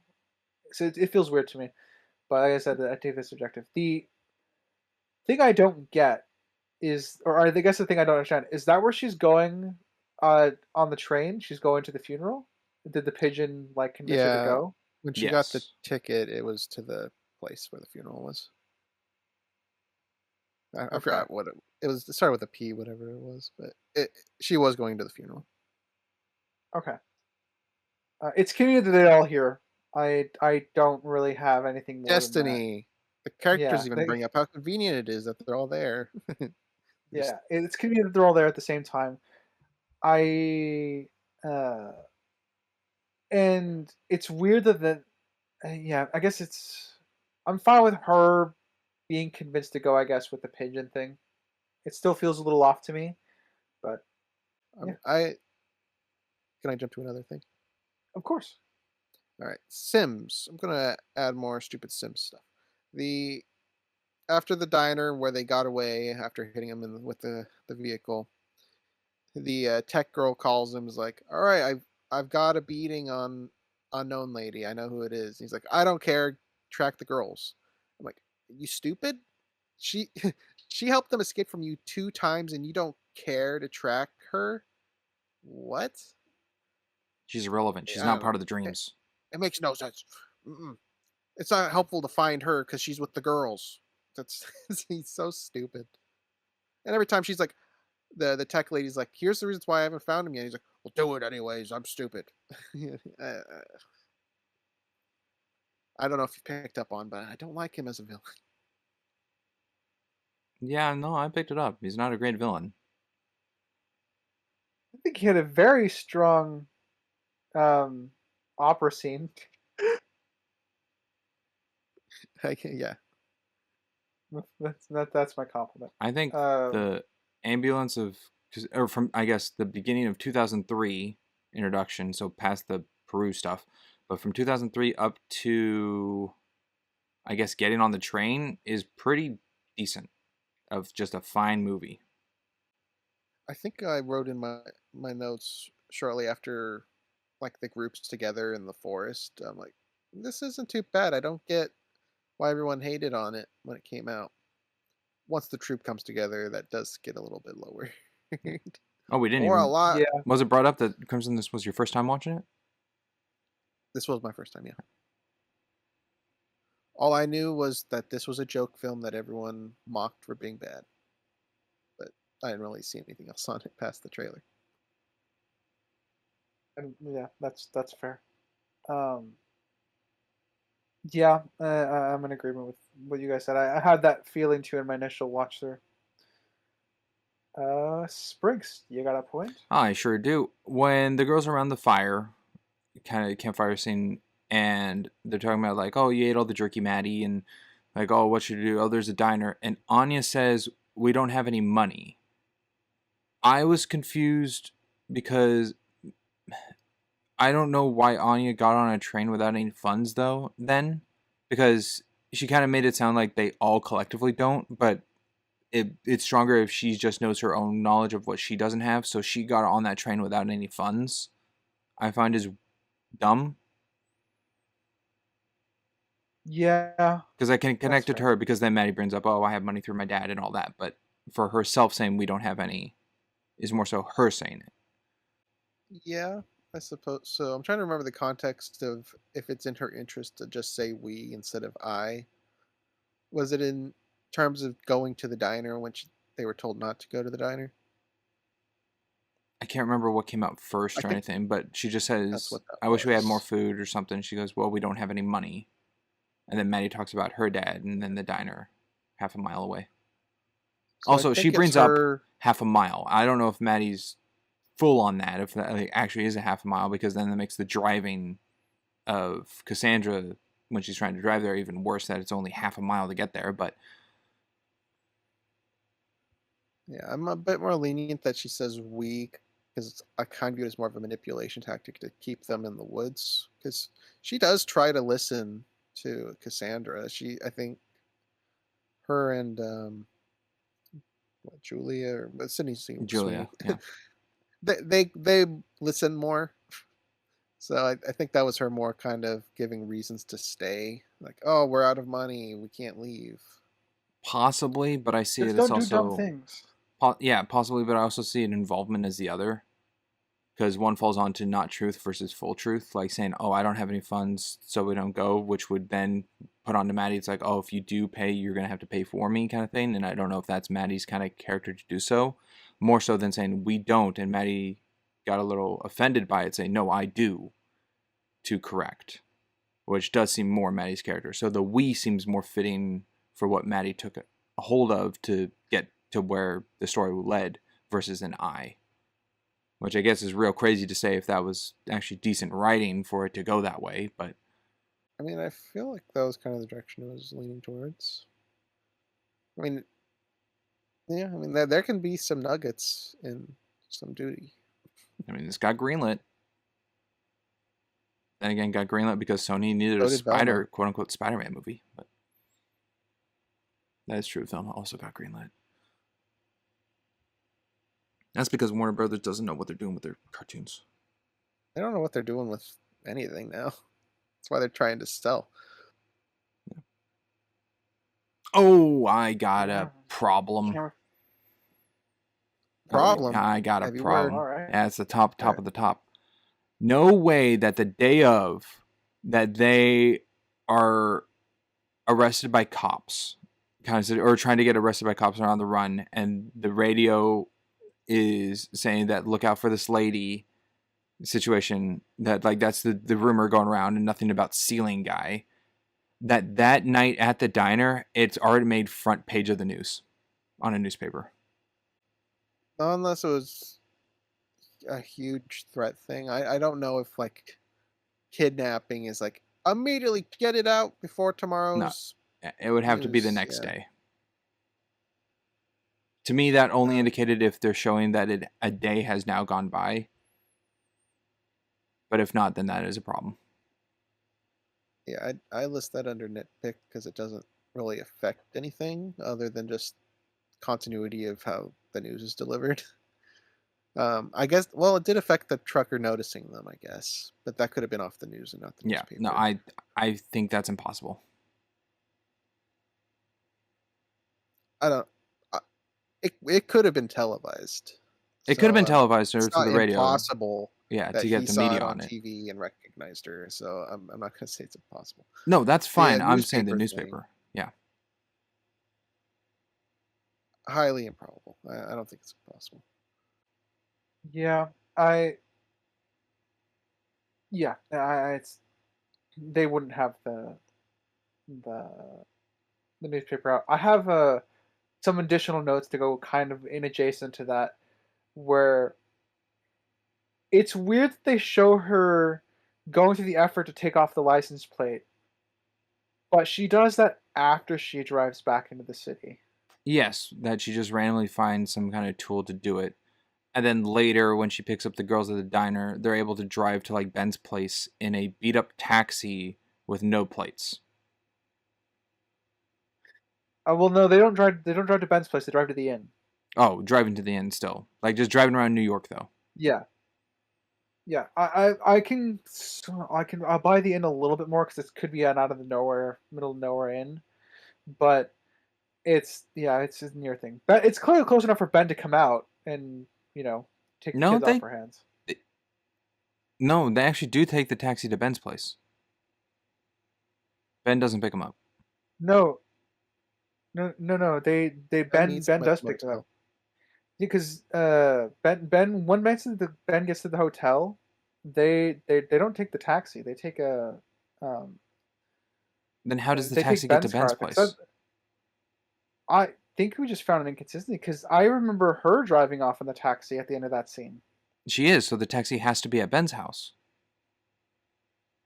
I'm lost on scenes now. When was a taxi at Ben's house? When the girls go to Ben and Cassandra gets in the taxi to go drive to the airport to fly to Peru. Because that's what she arrives back at Ben's place with and then steals the ambulance. Oh, with the ambulance. Okay. Yeah, I think so she's driving that taxi all around New York with no plates. Yeah. That's I think that's essentially what I'm getting at here. That would give her pulled over anyway. But so they're moving to the place doesn't help, even though that's the specific taxi car that's being hunted down because that's the one that was stolen. I'd also like to point out that tech lady said they put tabs on everybody, family and friends. That would and they didn't check Ben. Yeah. Well, I guess Ben just didn't leave the house. I guess. My only thing is I guess Ben didn't leave the house with the girls. He probably just left to go like grocery shopping. That's out of the ordinary. Yeah, I was trying to figure out the timeline of that. I think the smallest it could have been is 2 or 3 days. Well, the Sim said it was a week. Okay, did say it was a week. Okay. Yeah, so we know it's been a week. Okay, because I looked up. She went on that whole Peru trip. I did look up a flight from New York, a straight no stop flight from New York to Peru, and it's a little over 8 hours. So they actually managed to get a decent window for the events to transpire. It's just not believable that they didn't find the kids through Ben. Especially, well, I don't know why I said kids. yeah, the three girls. I see it as like Ben actually did look over the three girls for a week, which is what kept them put. Versus the campfire thing where they had, they were starving. No, I get that, but if you're surveilling friends and family and then, oh, he called out from work for a week. That's a little weird at the timing of that. We should investigate why he's doing that. Yeah. Do you think he did? Do you think he called out for a week?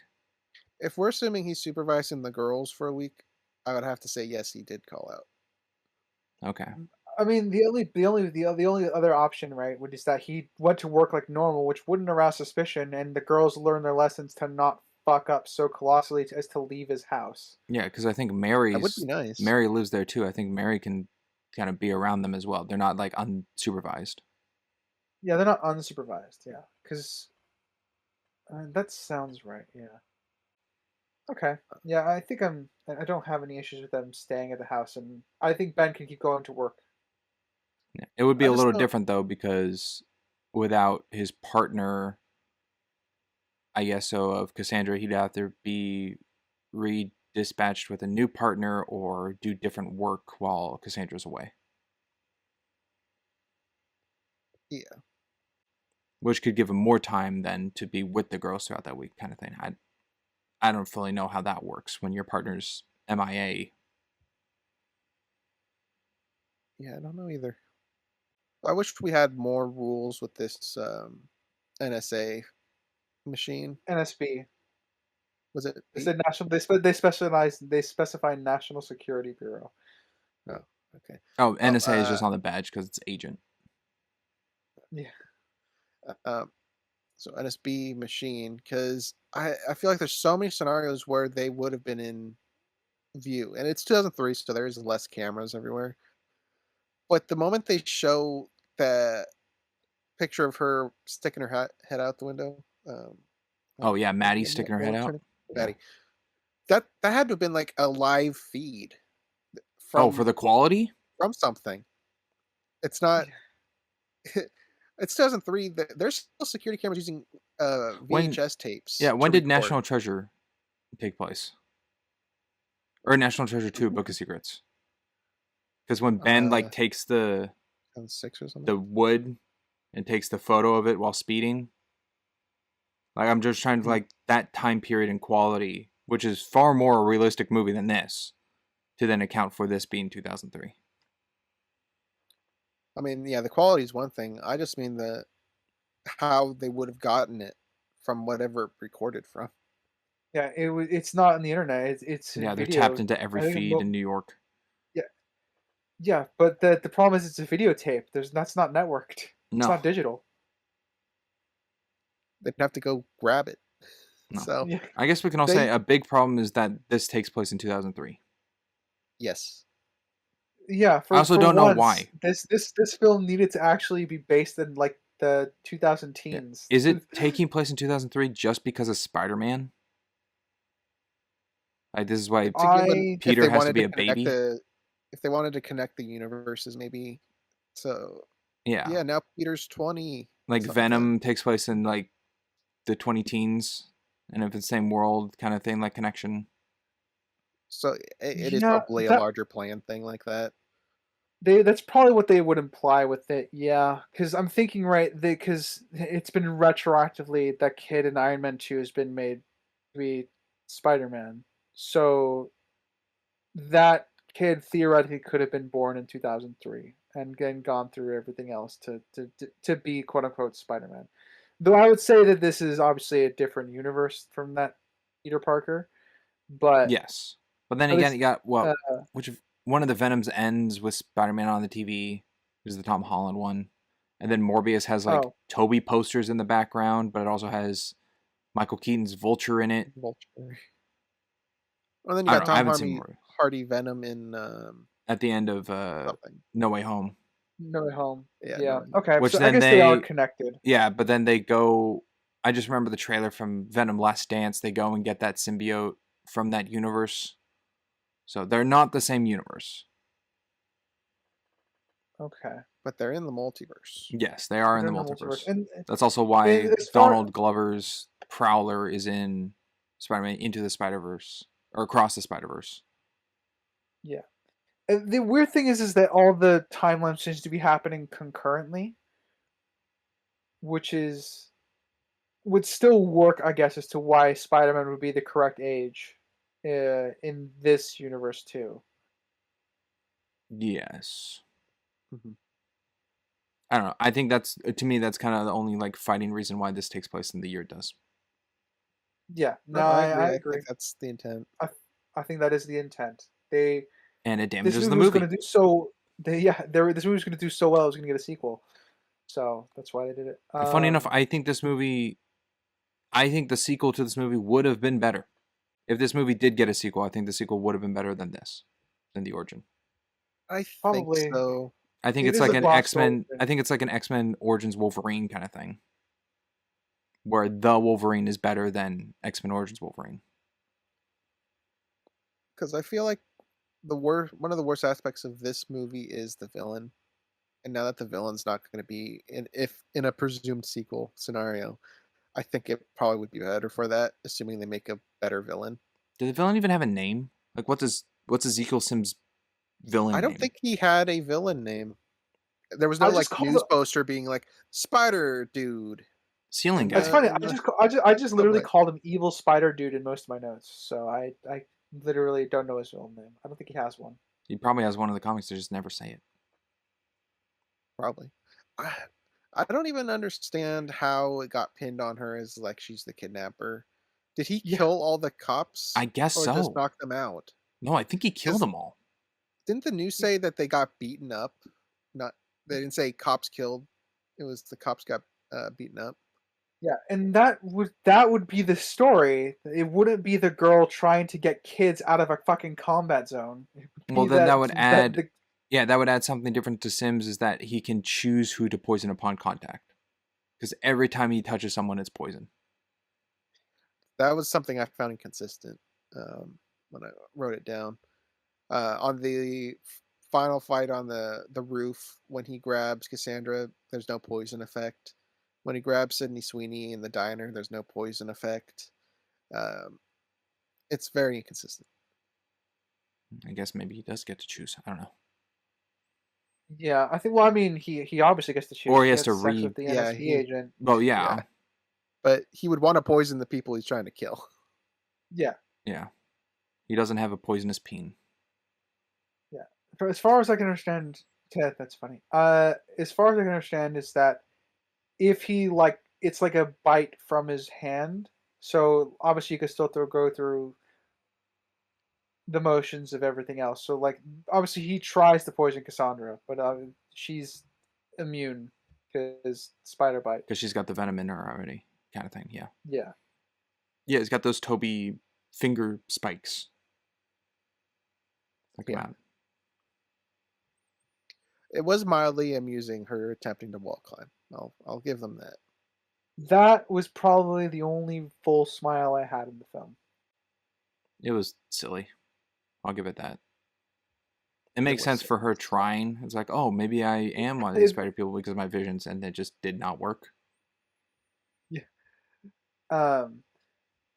There is a moment where I think she might be getting super spider strength later on, because she's flinching a lot when blocking the fireworks, and then it's like the last one where she looks, heroic, where she kind of just deflects it easily.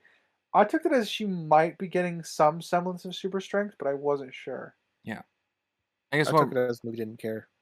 well, I think that too. The movie doesn't care. While we're on that, Oh, it absolutely doesn't. Yeah. those aren't fireworks, are they?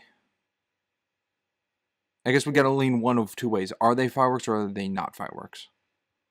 I think they're supposed to be fireworks.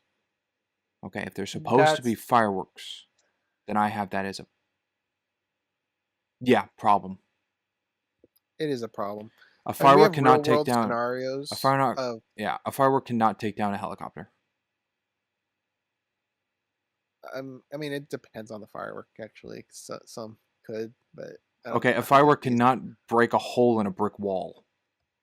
No, no, that's a for certain. No way, Jose. It's the thing that bugged me a lot with this is we have real world examples of firework warehouses exploding. Not just, oh, there's fireworks here and there. The entire building explodes when a firework warehouse goes up because it's all Yeah. just explosives. So when she's like, all right, put the flares in the boxes, I'm like, are you just going to blow up the whole building right now? What do you think's going Essentially. to happen when you do that? Isn't that what happened in, was it Beirut? The Beirut explosion, wasn't that a firework warehouse? That's a history question. I don't know. But anyhow, yeah, Oh. it's not a realistic depiction of what this would actually No, end up I being. questioned earlier in the film. The reason she goes here is because she knows, like, she's had connection to it. I don't understand how the building of this firework warehouse was in flames of them getting everything out. Yet when they come back to it, the inventory is still there after the building was on fire. I don't understand how this was her best case scenario to even go with. She could have just gotten the helicopter ride. Why did she need the firework building? Maybe that was the way to Yeah, get to the it's helicopter. I don't know.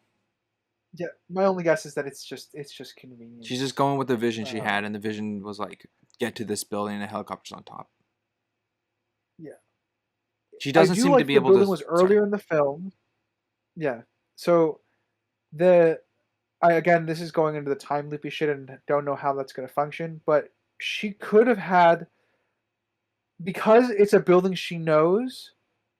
The timeline kind of warps it around a potential plan she could have come up with, but because she gets a vision of it, she decides to make the vision true. Does that make sense? Yes, I don't think she has the ability to think she can stretch the choices of what her visions are. Like the helicopter, like she sees a helicopter. I think she believes that the closest way for that to be achieved is to be in that location at that time to get in the helicopter because that's what she sees. Versus, okay, a helicopter is feasible, so I can call it in now for aid and we can just get in it anywhere. I think the closest to what she sees is what she'll achieve to know that it is possible to work that way. Bet you can see the helicopter exploding. True. I don't know if, like, maybe the path she was on currently, it didn't, because it did look like it landed to pick them up. But she did too many flares, or maybe lit one box too many with the fireworks or something like that, and that's what caused the change. Something. It's not the same. Yeah. A shot I think I like. It is very quick and it is a bit nauseous, but I do like the premise of the diner, that when Ezekiel grabs Cassandra, he like throws her but uses the momentum of a jump as his feet clutch the ceiling to throw her across the room. I thought that was really cool. Yeah, I mean, I liked his combat style in this. He felt menacing when in combat, so I think they There's not a achieved lot that. of combat though. It's just kind of like grab people or jump around. Yeah. Him jumping on the cars looks stupid though. Well, I'll just go into the CGI in this movie does not look good. Yeah, there's a reason why I think most of it takes place at night. They try to hide it. Yeah. Doesn't work. Yeah, I guess more on the combat itself, because the reason that the horror sequence works so well in the subways, I'm putting horror in quotes because this is not actually a horror sequence, but the reason it works so well is because there are horror elements to it, like cops are being pulled off screen and stuff like that. So they can hide the bad choreography there, but in scenes later on, it's very difficult to, because they don't have one. I don't think they had one on set. I lean that way. I should have checked in the credits if they had one credited, but that's a fault onto me. Yeah, they probably did. They probably did. It's just I don't see the effect of them on screen.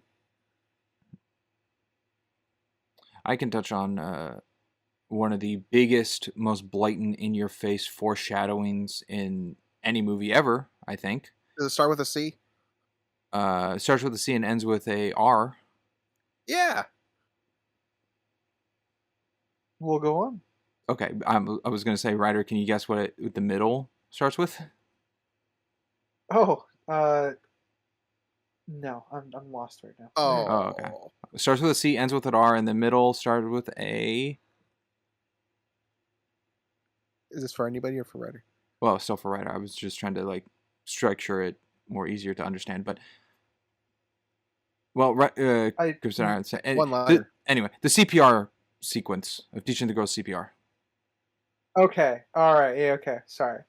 Most blatant Chekhov's gun I've ever seen. Yeah, I agree. It's definitely I'm like, okay, this is either going to be used to save her, or it's going to be used to save one of the girls that ends up going down. It's going to be used. By time. Yeah. Obviously, it's going to be used. I don't mind the fact that it's set up. I don't mind blatant setup and stuff like this. I think the ultimately thing that bugged me about it is I feel like, again, I'm gonna say it's clunky. Again, it's not necessarily the blatancy of the scene that I take issue with, because I don't mind it as a setup, even though it's a very blatant setup. I just don't. I felt more. I wish I felt something for the characters. Let's leave it at that, I guess. My issue with it is that it's not fully teaching how to do CPR. Yeah, it's only the chest pumps. Yeah. And when someone is submerged in water, chest pumps aren't the only thing fixing it. You got to get the water out of the airflow, out of the airway. You got to get the water out. You have to, yeah. There's a lot. You don't just pump the heart. Yeah. So I feel like a big detail was missing for this, like, trying to team build exercise bit.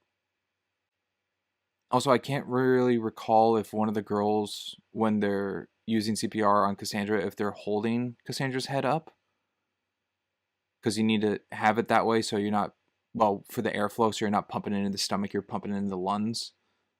But I feel like her head was just on the ground. And then, okay, and then when she starts breathing, they lift her head up onto someone's lap or something.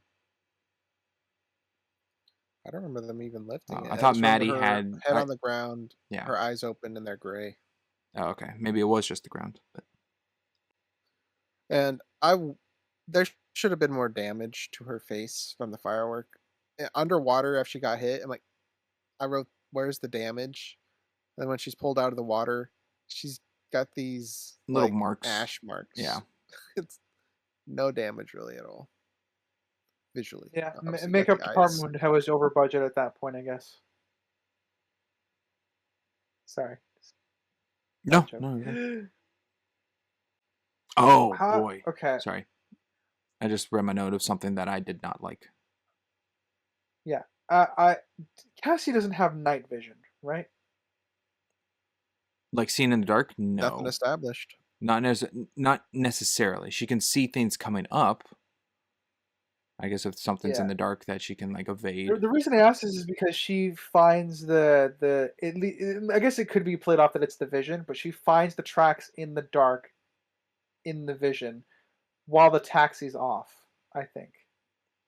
Oh, that they're going to the diner, what direction the girls went? Yeah. She just finds the tracks to get there in the middle of the night.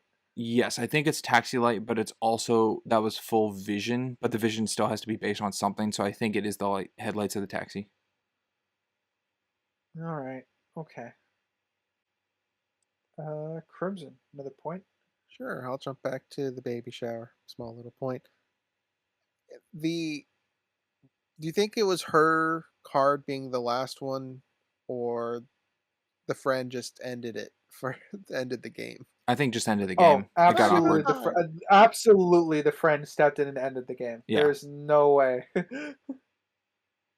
Okay. Because it was going to be convenient if hers was the last one. No, I think Sep did. Let's change things up, and then the changing things up didn't really make things better. Even though the question was simply, "Can you just give me a guess of a name?" Like the most simplest thing. And Cassandra still was Yeah, she like, couldn't come up. "Didn't we already do this before? What are you talking about?" It's like, Yeah, again, it just makes her feel so not a person. Not like she doesn't feel like a character. She feels like someone attempting to be a character. yes. Phrase that. Which no, that's fine. You can just put that into Dakota Johnson's acting, Oh, tell me how you feel. not the character, but just trying to be the character. Yeah, I was gonna say because of how clunky the dialogue is. Sometimes I feel like it's a writer's first attempt at trying to write a character. Yeah. All right, can I touch on something that I really did not? Hopefully, you two also really disliked it. I guess we'll find out. Guess we'll find out. Who the fuck puts a pregnant woman in the back seat? Okay, I already see you have more on it than I do. That it was not just like the back seat of a car that's easy accessible. Like you have to put the seat down and put him back there. Yeah. If you're driving to a Also, hospital, I'm gonna point put her out- in the passenger seat. She can easily get accessible out of the car. Also, the ambulance would be faster. It would, but they Put on didn't the want to sirens. wait. Yeah, Yeah. remember they called my joke is that they called an ambulance to pick them up and they decided to leave anyway. And my point is the ambulance would have been faster, and the Oh. ambulance would have helped take care of the baby on the way. I'm trying to think. Did Cassandra in Let's the add another ambulance? thing. Did the Cassandra in the Uh, ambulance catch up to them? I mean, I know they were in a blockade, but she also drove Yeah, through the a ca- parking structure. Yeah, Cassandra and the ambulance caught up to them. Okay. I also like to add, if they waited, the ambulance would have hid the girls' faces in the back. I don't even know why they really went with them. They could have just stayed in the house. Yeah, I didn't Yeah. understand why the girls went either. No, that also There's would have saved. such Well, Ben did promise to look over them.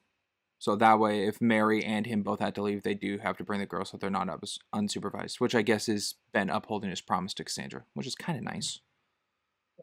I I don't know if he. I feel like we should have seen a scene or had a line of him like, "Come on, girls, you're coming with us." They kind of just all go together. Yeah, There's they no do kind of just go together. interactions. But they are concerned about Mary if Mary's also been watching them for over a week.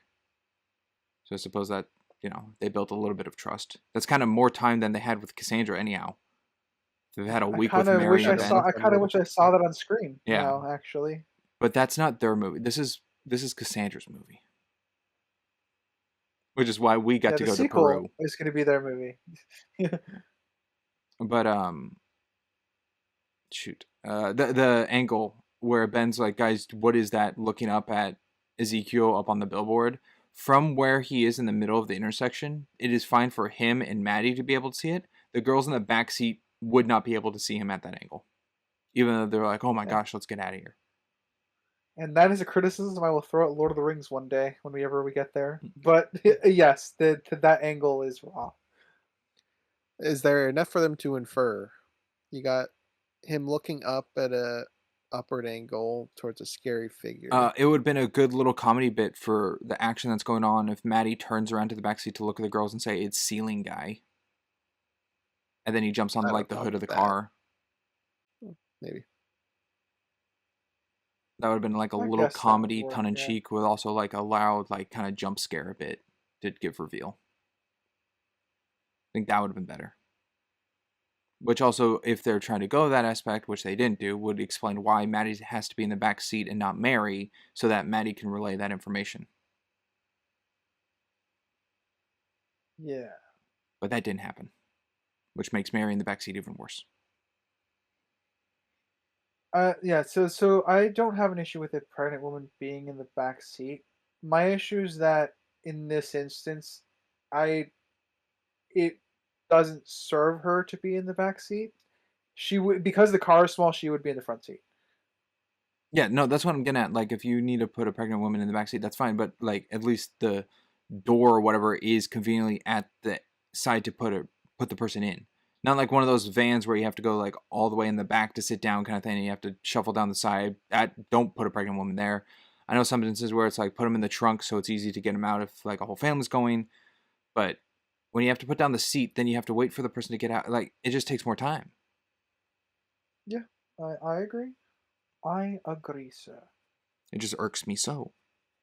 I do like the plan, though, of Cassandra seeing how Ezekiel's tracking them by jumping on the cars because he doesn't have webs, but like jumping on the cars, so he's going to initially catch up to them and jump on the ambulance to charge the The defibrillator. EKG. Yeah, EKG? to That's tase the bottom. the metal ambulance. Yes, I do like that. I have no idea if that would actually work in real life, but it is a good idea that I I approve of. think it would work depending on how high the charge is, and I also like that Ezekiel isn't like blasted off with like a, tase thing. It just like zaps his hand, so his hands come off, which is enough for then the force of the car to turn to make him fall off. Yeah, I don't know if ambulances are insulated or not, or if it's really just a metal shell. Plus, I felt like his suit looked rubbery to me, but maybe it's not. We didn't really get a confirmation on what it's That's composed true. of. I mean, I guess if he was able to feel it, it's not rubber.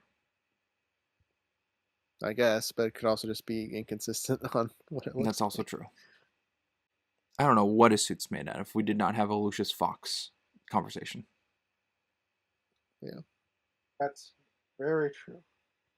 I'll bring up an editing thing for me. I don't know if there's any objective standing to it, but the scandalous song that was being played as the girls approached the diner, I think was played way too early. It's a little Because bit much, yeah. it's them like walking through the forest even before they see the diner, or at least the audience gets to see the diner.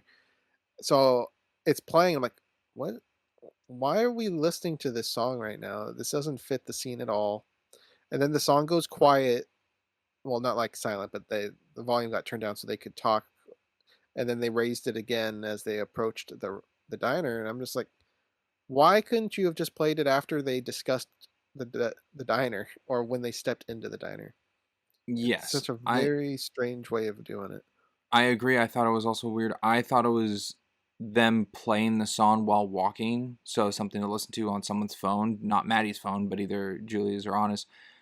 And then it was hummed down by choice of editing so the conversation could be heard and not like taken out by the music. And then upon seeing the diner, like went back to the previous song as a connection thing. But that was diegetically, or I forget all the terms, but to the audience more so than them raising the volume in world, because I don't think they ever touched the volume dial. So it was like in world volume, edited lower, but still playing so we can hear the characters, and then out of world risen while they're still listening to it at the same. That's how I took it. So you think Scandalous was actually played at the diner? I think Scandalous would play it on one of their phones in the woods. Oh, well, I don't think that at all. I don't that I feel like they need to show that. Okay, that's what it sounded like at first because the audio wasn't fully clear. It sounded like in world. I'm gonna be that guy. I don't think phones could do that in 2003. Only iPods could. I mean, you could download songs on flip phones. Yeah. You could download audio tracks. Maybe only like 2 songs, but That's how you could get like custom ringtones and stuff. All right. I won't stick at that point too long. It's been too long for me. I don't remember. 20 is good. now we're talking about 2003 ringtones. Ugh. Crimson. Another point. Sure. I don't know. I'm trying to decide if the ending's a good ending or not. Of her in the chair in the room with all the girls, and What I would say the dialogue is super clunky, but I think the ending is okay. what resulted to her being in a wheelchair? the fall. The fall in the water? That's all I got to go off of. Fall in the Okay. water, or her. I don't know. If she was the They first said thing, she wasn't breathing or had a heartbeat. She died twice in this movie. yeah, if she was the first thing to fall in the water, I'd see that more because the water will hit like solid cement at times and could rupture bones or break things. but other things were falling off that side to ripple the water like waves. So it wouldn't have that impact upon the body to hit the water. So I don't know what made her disabled. I mean, even if you have disturbed water, it can still do damage. It just reduces the chance of severe damage. I could buy it happen. This is the poor man's version of Charles Xavier with a bullet in his spine. Yeah, I was going to say the same thing. I think they're trying to do the all-seeing, like, oh, they're stuck in a wheelchair character, but they didn't really earn it. So, No. Yeah, either the fall did it, or because she was dead, she got some sort of brain damage and lost part of her motor skills. Either those, I guess, are feasible. But I wish they made it a bit more clear that, oh, this has ramifications and now she's in a wheelchair. I would agree. Because we got that with the fireworks to the eyes. Yes. I know the wheelchair is a thing in Madam Web, but they don't really show the explanation of why in this. I mean, the easy fix for this is just have freaking Ezekiel punch her in the spine. That'd be something. And then everything else can sort of play out as it does, as it happens. Yeah, he punched her on the spine, and then she gets blown off the building. I think that would be... Or Killing Joke her, or something. Okay, all right, we don't need to go that far, but well, not. I don't know if Dakota. I don't know if Dakota Johnson could have the acting chops for that, but no, just something to paralyze. Brinks. I'll go. Yeah, at 1 hour 38 minutes and 29 seconds, when Cassandra kind of tells Maddie to like stop moving before the explosion goes off. It's very bad slow-mo. I don't know why. Like, that sequence is bad slow motion. It looks very blurry, and maybe after edited thought, because there's a slow motion right after it where I think it shows Cassandra and Julia, and that slow motion's far better. Which slow-mo is the bad one? The bad one where Cassandra like reaches out to grab Maddie and pull her towards her from like an explosion in front of them on the roof. Mm-hmm. Oh, well, yeah, I think the whole firework place looked horrible visually. So, tack on I like slow-mo, the flares, but it. I like the color. That's really it. I'm glad I could not see the wires on Ezekiel as he was jumping around in the warehouse. Okay, yeah, that's fair. That's a positive. But I could tell he was definitely wired by how his jumping was. The line of the narration going when she's like scrolling up to face off with Ezekiel, you just hear the voices like, you know, use the web. Might have laughed. Oh, or because I wrote down when you take and when you take on the responsibility, great power will come. Yeah, what a great workaround. I actually don't mind the inversion of the line. I just feel like the movie should be better around the line. Yeah, well, right, or how you put it, it's not earned. Yeah, definitely not earned. And then the whole use the web bit, I just laughed because I thought of Star Wars, because use the Force. Yeah, Left a bad taste in my mouth, that one did. Did jump into a different thing. Cassandra during her... I said, go ahead. Oh, okay. During Cassandra's like flashback of understanding her mom's motivations of going into the jungle and stuff, there's a moment where she pretty much communes with her, talks and hugs, and I thought after that, like, did she just blip out of existence in front of her mom and traumatize her? Nah, it's all in her head. That's how I took it. Think so? Because they showed the web, like this is her jumping to other stuff. But to me, it is showing the past, but I could believe, and I know it's really lame, they don't show anything without Cassandra's presence, quote unquote. I could take it that at that stage of pregnancy is the memory already forming in the child.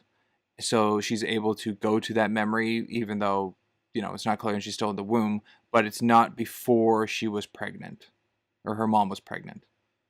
So I take it it's still a memory of her own, of her life, even though the guy in the pond said, you know, before your birth, which is just, I guess, through the 9 stages of in the womb. That's how I kind of took it, because they never showed a scene prior without Cassandra's essential presence around. Well, it's just showing relevant information. The whole point of going into the jungle is because she was pregnant.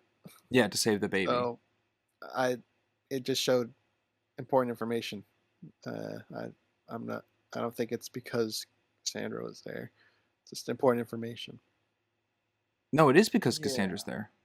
The reason why she's going is because the doctor said, this is hard news, a hard I pill don't to think you swallow. get what I'm saying.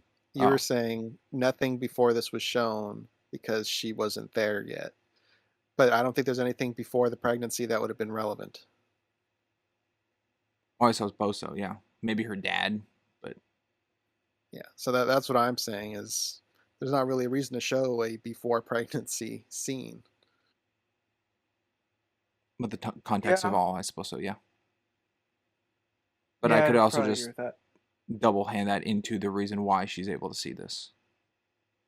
Is she actually hugging her mother? No. Eileen, no. Why? Crimson? Well, okay. Well, I'm absolutely is my answer. Jeez, okay, interesting. The reason I ask is because I don't know if that's her managing to hug her mom across space and time, which would be a fucking issue, or if her mother died and is now in the web because she died in the pool of sightseeing or whatever. So we have a yes, no, and a maybe. Yeah. So I'm on a maybe here for this one. I say it as a no because I believe that's a fabrication of a memory upon what she wants to achieve. Her mother doesn't actually talk to her directly or make something. It just kind of looks in her direction, which the memory could take place if her mom looked out a window or something in that sequence, and that was why it paused or took so long for her to look at Cassandra and go with a hug, and it's what she felt. But when it resulted into her turning into like an orb of light to go into Cassandra, just a part of the web, just made me like the memory washed around her kind of thing rather than physical being. Because if it is physical being, then that's she has the ability to mess with time. Well, she can. She saved the bird and did other stuff. I think it is. If it is not, and it's just a memory pool, I think it's an utter failure on the visual department because it's the same depiction of her using her powers normally. And it's just being forced on her to use her powers here in the pool. So I think this is just her time travel abilities. That was an alternate path, and yeah, that was her hugging her mom. Then she always has hugged her mom. No. She went back and caused a new timeline to hug her mom. I mean, that's what all this really is. I mean, the bird is always dead then, but then she changes it. I mean, it's just different paths. True, but the bird is for the future to come. This is going into the past to change events that have already occurred. So either it's a different timeline where this one that's being shown is her hugging her mom of the past, which doesn't result to her timeline of how she was birthed and everything, or this is her going in time hugging her mom, and she's always hugged her mom in that aspect. And her mom was just weirded out and just still had the birth as like normal in the timeline. No, I view it as an alternate path, kind of like everything else in this. Okay. With all that, writer, are you still middle? Yeah, I genuinely, because I within the context of the film itself, I'm not really sure what I'm supposed to see with it. Because I can see the part of it where it is just the fabrication of like what's going on. Like it's a physical, it's a way to show her accepting her mother, whom she rejected and always thought she was hated. So I can see her fabricating this as a part of the memory in order to kind of, this is going to sound harsh, get over it. Comfort and console her. Comfort and console her, yeah. Yeah, actually, my example for this is Han Solo comforting Kylo Ren in The Rise of Skywalker. True, but that's a physical presence. Oh, you're No, sorry. they Sorry. confirmed. Rise of Skywalker, not Force Awakens. Gotcha. Yeah, they confirmed that was just legitimately him fabricating a memory to forgive himself. Yeah, because Han Which I Solo's can, not a Force ghost. yeah, I can totally see Cassandra doing that. She's kind of crazy. No offense to her. Um, and then obviously at the other end of it, I can see it also. She did reach back in time and for a brief moment was able to hug her mother and then just vanished immediately, which has helped solidify her mother going on the journey to rescue her potentially. Yes, but then that narrative of that version of that mother had a conversation with a doctor, and then some strange woman fade into the world to hug her and fade out of existence. Yeah, very fucking weird. Crimson, do you have another point you want to go to? Yeah, I'll talk about the disrespect towards Ben. They've been living at his house for a week, making a mess. He makes a point, hey, can you guys stop with the mess? And then they're still throwing food right in front of him. I think that goes against the whole theory point that was made earlier of like, oh, they're closer together. They've spent more time with Ben and what's her face, and they're Mary. just there Yeah, disrespecting. Disrespecting and rowdy. Yeah. But they're teenage girls. Teenage Yeah, girls like I can said, get I'm rowdy. fine. After a week, I think they would have settled in. I'm okay with them being slightly more like okay, you know. They would still be paranoid about leaving, but um, I will jump to the uh the villain just kind of pacing his penthouse again, pimping pathetic. All he's doing is threatening her in bad ADR. As he's like waiting for her to find the girls he wants to kill. Pretty much. Yep. That's true. We don't even get an ending for the tech lady. Did she even get paid? That's all she did. She sat in a chair the whole time. Yeah, She probably got. She probably got There's- arrested. The actress got paid. Yeah. I would hope so.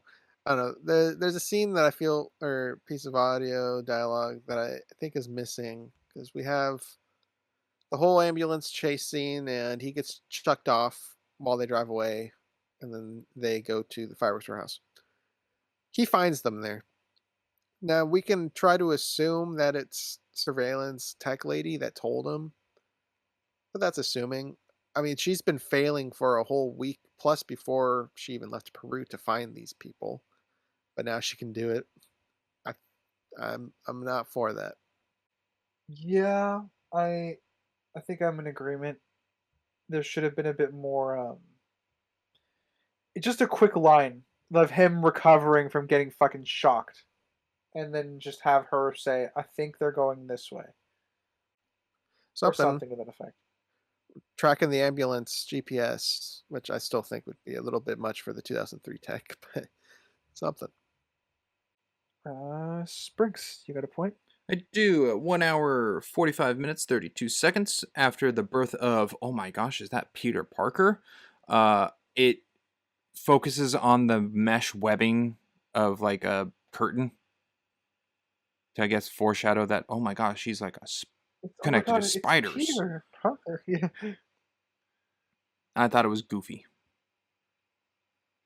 It's a bit goofy. to draw the focus But- away from the birth of the child that we've been kind of following Ben's sister with, to just foreshadow like the Easter egg of a spider connection. I don't know. I didn't have too much with that on the cheesy scale, but sure. Yeah, do you guys I feel- think it's. Oh, go ahead. No, go ahead. No, I was just gonna say it's cheesy. I agree. Okay. Moving on. How do you guys feel about seeing the three of them in like their spider suits, but nothing else really of it? Great That was something question. heavy you in just- the advertising and promotion of this film. It's like, look at all these Spider Women in this movie. Yeah, you just went on to my last point. Oh, all right. Well, So- keep going then. I think it's underutilized, but then again, I think it kind of goes into that's not what this origin movie was for. It's for like the building of the team and the girls getting along with each other. So the suits are later, but it does with the sake of foreshadowing and hinting and future vision that Madame Web even has to show it. That's why I said earlier I think a sequel would be a better movie than this one. It does have the possibility to be worse, but if they did do one, I think because it's actually like a team of superheroes would be cooler. They could play with the dynamic, yeah. Yes. But the suits themselves, I think Maddie's suit looks the best of the three of them. I wouldn't even really say Madame Web is really in a suit. She's just in kind of like a red Yes. outfit. I think hers is the worst. Yeah. Cassandra's, I guess yeah. maybe that's why it's the worst one. Or I don't even think it considers a suit. I'm like, it just looks pretty darn bad. Julia's and Anya's are like interchangeable. They look almost identical, just like a color palette change. So they're okay. But I think Maddie's looks decent. I would have liked post credit or just somewhere in the ending of the movie that they would have to construct is a hint to how they're going to become superheroes. So we know they're going to be, but something to lead We off need of. a hint for their characters to be still. Yeah. I think that would be a good hook because as of right now, I don't think they did a good hook at the end of this. It'd been cool if they're like going through Cassandra's stuff about spiders, like in the notebook, and it's like, oh, so this is what all your mom did, and they're like, oh yeah, and then one of the pages is the spider that later bites Peter Parker. In this Sure. world, it could work. In originality, it wouldn't because that was modified spider to bite Peter later on in the future. Yeah, these are super spiders. Yeah, but it could work in this one where it's like that blue and red looking spider on a piece of paper or something. Or they could do something. It's like, hey, you hear about that new company that happened? What company? Oh, the Oscorp company. And that's how it ends. It's like, oh. Yeah.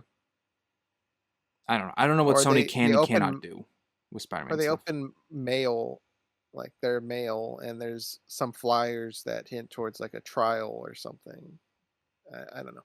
It just right now feels lacking on the lead up to a sequel. Yeah, I will say the a line that I like that I wish was in a that I wish was earned was the "Are you all immediate family?" Yes, they're all mine.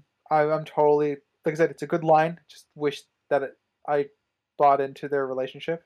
And it's funny that the nurse just comes in to say that and just immediately leaves. Like no follow up questions, no checkup, nothing. Yeah, I mean they could do They something. went by her to get something short of like them going over to Ben's place and Ben introduces them to May. Because he does say earlier, like he's meeting someone when Cassandra and him are having the Chinese food. Would that really hint at them being heroes, though? Not them being heroes, but just like a connection of Ben and Uncle Ben and Aunt May, which is already hinted in the movie, but actually like more so. And you could do like the heroes of them like landing on the roof and changing before getting in, or one of them is like running late. Yeah, I think the reason that Aunt May isn't here is because Aunt May is in the MCU. No, they're in the not same connected. reason that Ben isn't in the MCU. No, I think they're not connected. They could have Aunt May if they wanted. No, I mean rights wise, not in universe. That's sake I don't know. I don't know what Sony can and cannot do with Spider-Man. I mean, it could be. We talked about like them merging, like they did this in 2003 because they could potentially merge with maybe Tom Holland or a different Spider-Man. So maybe they did leave the Aunt May open for it to be the one we know in the MCU, but aged down or something. I don't know. Hard to say what their plans for this is because it does kind of seem like a larger plan type deal. But maybe that's why there's no Aunt May because they might have wanted to use MCU Aunt May. Maybe. Don't know. Yeah. But spoilers, she's dead. Even more reason why they'd want to put her in this. Yeah. Yeah. With great power comes great responsibility. That was good shit. All right, I'm running low, fellas. So, I am essentially How are out you both looking? because Crimson kind of stole my last point. So Yeah. Crimson got another one before I got one more myself, but I got two. They're short. okay. Julia's neck snapping at the diner, I liked. It was cool, quick, efficient. I just like how they did it. And then the other thing is back on the train with the other civilians talking to her. It just felt more of the points I was making earlier, of like, oh, it's more things to her to recollect on. Because my understanding of New York, prefacing that I have not been to New York, is that nobody really talks to each other. They try to stay to their own, and then pretty much everyone around her interacts with her. Let me put it to you this way. I went to New York, and one of my friends who lives there, pretty much, when they were walking me around this town, I was being my normal self. Like whenever I walk past somebody, I'm like, "Hey, how's it going?" Stuff like that. My friend looked at me like I was just the weirdest person on the planet for doing that. Because that's not a thing that New Yorkers do. I was just being general friendly person, I guess. So I agree. yes, but New Yorkers would argue that they are friendly people. Oh, they absolutely are You friendly, just but they don't. need to get to know They them. just don't. Yeah, you have to get to know them first. Like they don't. They're not street friendly. They're like, oh yeah, they're you have to get to know them. Yeah. Yeah. That's what I put it. My last point is maybe a broad one. Um, the theme of Cassandra getting over her awkwardness around kids. I do like the foundation the films tries to build up on that. I also like that each time she tries to, the first few times she tries to like bond with them, she gets kind of rejected in a way, for either by the conversation at hand uh or like them thinking that whatever she says is a joke, when like them laughing off that she's a foster kid, which was a bit cruel, but I get the point of it. That's what is where a part where I think it was clunky.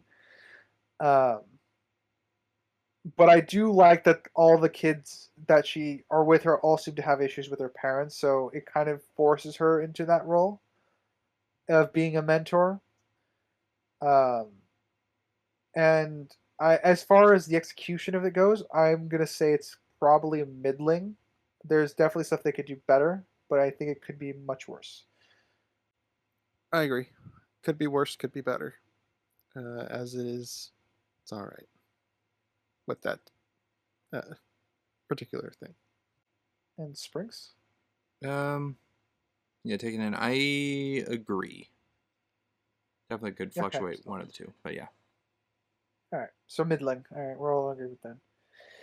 And I guess with that, gentlemen, we can move into summary and ratings, Oh, boy. starting with, unsurprisingly, Crimson. Wow, I'm surprised I made it this far. Thought I'd be out the door. The thing I will start with first will be my subjective. Going in, heard that this was trash movie. Sprinks put it up there as one of the worst movies he saw that year. Um, yeah, was it your second worst or was it your worst? I don't remember what you said with Dear Santa. I can't remember. All I remember is I said it was better than Dear Santa. I can't remember if I said it was better or worse than Tarot. All right, so one of the worst. Then general public, I heard it was bad. So going into it, that was my expectation. Leaving it, I don't think it's the worst movie ever. I think there's some enjoyment. I like toying with the time travel or future seeing stuff, and I think they integrated some of those scenes in an entertaining fashion.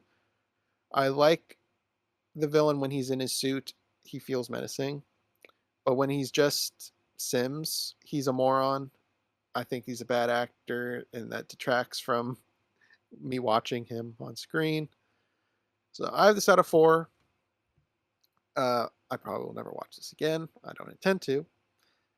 I don't hate it. I certainly don't like it. Uh, so that's where I'm at. Objectively, so the visuals, I think on an average scale would be below average. I think there's more bad than good. I think the acting from everybody is mostly average. Nothing excels in the acting department. I think there's some bad actors, being Sims, and I don't think any of the girls really stood out as anything special. I think actor for Ben is probably the best actor in this, but doesn't say much because he does have a pretty decent acting career going into this. The whole thing regarding the NSB surveillance thing, I think, is abysmal. After the whole podcast, I do think that is the biggest problem because without it, the movie couldn't happen. The fact that they have access to it on something in 2003, I believe, would have to be in the building. It's not something you could just take home with you.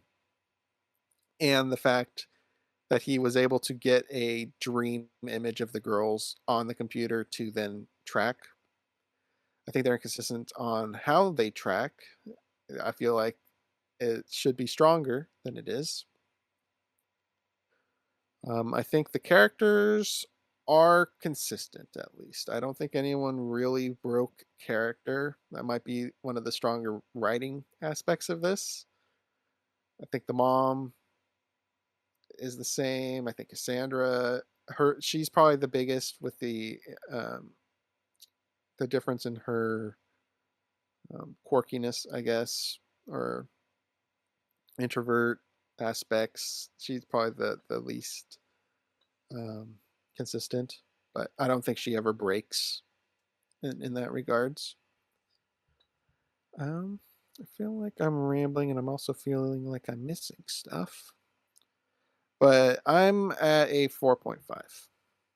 All right. Uh, Sprinks, you want to go next? Oh, sure, I sure can. Let's see, I'll start with my subjective. Lo and behold, after watching this for my second time, I think Dear Santa is still worse. Did this movie get better? A little. Now knowing, like, I knew kind of what was coming up and wasn't like the shock value of like, oh, that's stupid, that's dumb. It's like kind of know more of like that's the whole tone of the film to come across that way. Some things we've discussed made it a little better. A lot of gray areas still, so nothing necessarily worse. A little more stuff on my plate, but like the dream thing isn't a dream thing. It's more of like just future sighting a whole conversation, which does make that make sense better to me. A feasibility of what actually did occur in the movie, but again, still doesn't make that overall great. Is like that's the device I went with, but I thought it's still not a great movie. But I do not see, I guess, what everyone else sees of like this is the worst movie of 2024, or like how memed on it is and how hated it is. I don't fully see that. I just see it as being a bad movie. I'm actually equal with Crimson. I also have this at a subjective 4. I kind of fear this is going to be a hot take, and this will be like my version of like Marsden's mom's kind of thing. Like it's too high, and I'm sure a lot of people would agree it is too high, but it's not for me. 5.5 being average, like middle, like a whatever movie. This is more than a point less than that. Like it's not good. But there are definitely things that could make it worse. If they said lines or anything to address those gray areas to make them worse, this would definitely be bumped down. But gray areas don't make things beneficially worse or better. As Crimson brought up, there could be negative gray areas, but that's all into the inference of how much information you get out of the movie and how much you take it. So all the stuff we've already talked about. So I think 4 is where I have it. Objectively, oh boy, writing's, I know writer's going to say it, but I'll just say it first. Writing's a mess. He can take world building and character and all that, but it's just writing's a mess in this whole movie. I think the acting is pretty darn bad. Adam Scott is a fine actor, but I do feel like his acting chops is the same in almost everything he does. I think the material he gets, he can work with a lot better or a lot worse with of what he is cast for. So this one, I think he did the best he could with what he had, but I wouldn't say it was really standout acting. Dakota Johnson's awkwardness, I think, was bad acting. Her serious parts that didn't involve that, I think, were fine. I think Julia Sydney Sweeney is the worst acting of the three girls. I think Maddie is the best of the three girls. The guy who plays Ezekiel was bad acting, I think, but not horrendous. The ADR is horrendous, especially for Ezekiel, but kind of throughout the whole movie. The fighting choreography, I think, is very lame and boring for like a superhero movie. The cinematography is okay in bits, but nauseous in other bits, which is too much. A little bit I can give to creative approach of it. Not a lot of movies do that, but I think I take away of why movies don't do that. The outfit, like not outfit, just a costume design. Costume design, I think, is okay overall. Everyone kind of seems their part. The costume of Ezekiel seems a little bland, but not terrible. And then the girls at the end, I already saved my sense on those. I think they're all okay except Cassandra's. The music, I guess there's some problems with the music. The music choices are fine, like using Britney Spears' Toxic or other song situation. I think that's all fine. The places to put them, I guess I would put into editing. The editing definitely could have been smoother. There's some pretty bad editing in here. And that can go with transition usage, that can go with scene cuts, that can go with music overlays, all that. I think it definitely could have been smoothed out more and made it better. This movie, Crimson Reset, a lot more bad than good. I could see it could have been a lot worse, but I think I've comfortably have this at a 3. All right, and that leaves me. I'll do my subjective because this is real. I'm also at a 4. Okay, that is surprising. I know, right? I think I enjoyed this movie a little bit more the second time. I was able to brace myself a little more, and I think I found myself enjoying the concept of Uncle Ben Parker or Uncle Ben Moore. He's not a Parker. Well, I guess he is. But anyway, um, I found myself enjoying that aspect of the story a lot more because I was paying more attention to that than I guess I was the main story outside of what I needed to do for objectivity, obviously, but like for personally, I think that bumped up my subjective a little bit. I don't particularly like the movie very much. I'm not going to go on my way to watch it again, but it's not. And there's also a lot of conceptual ideas here that I do personally like that are to be played around with. But yeah, I would say that this yeah, I would say it's probably a 4 subjectively. Objectively, oh boy. All right. World building is um awful. I don't know the limits of her powers. I don't know how even if I do and apply something, it's gonna be inconsistent with something else, as we discussed. They're not consistent with the deja vu moments. They're not consistent with evil spider dude Ezekiel's strengths. Their venom is not being applied regularly. I guess that could be a character thing, but it's a bit in the world building thing too. I don't know why the police reacted to uh, someone beating the shit out of the police department instead put her name out there. I don't know how she's able to get around in the world with her taxi. I uh do yeah, I don't the powers are just inconsistent. That's bottom line. So I have a lot of issues with the world building. I don't think it functions very well. The plot is not great either. Her learning all the motivations of a villain through a dream slash flash sequence or whatever, and seeing him in a bunch of different stuff, is very poor writing. Um, they use a lot of like, oh, this is a moment that's going to be a deja vu moment. So they really focus on details that are supposed to come back and be important later. I think they do okay with that for the most part, though I would say it arguably gets kind of oversaturated. And another issue is that the plot especially towards the third act starts relying heavily on her powers and the integration of that aspect of the world building, which unfortunately kind of damages the plot. I don't know because they're inconsistent with the powers. I can't say here and say for certain. Yeah, the reason she chose to go to the warehouse at the end is because that's clearly all she could see, and it's it's not as clear as it should be when it comes to that.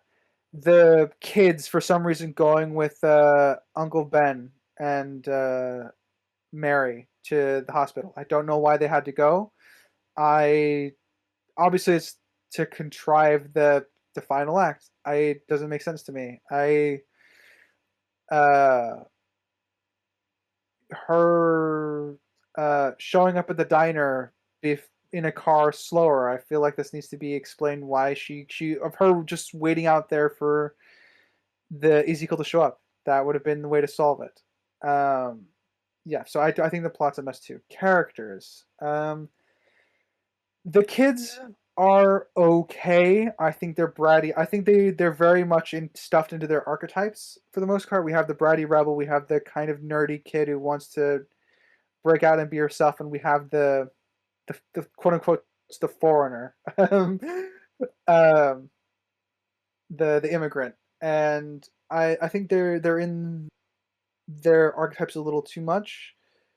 They're not inconsistent with themselves though. So I think the kids might be the most okay characters that walk away without too many issues. The only glaring issue that's thrown into them is the plot at the end and the poor CPR usage. But honestly, that goes down to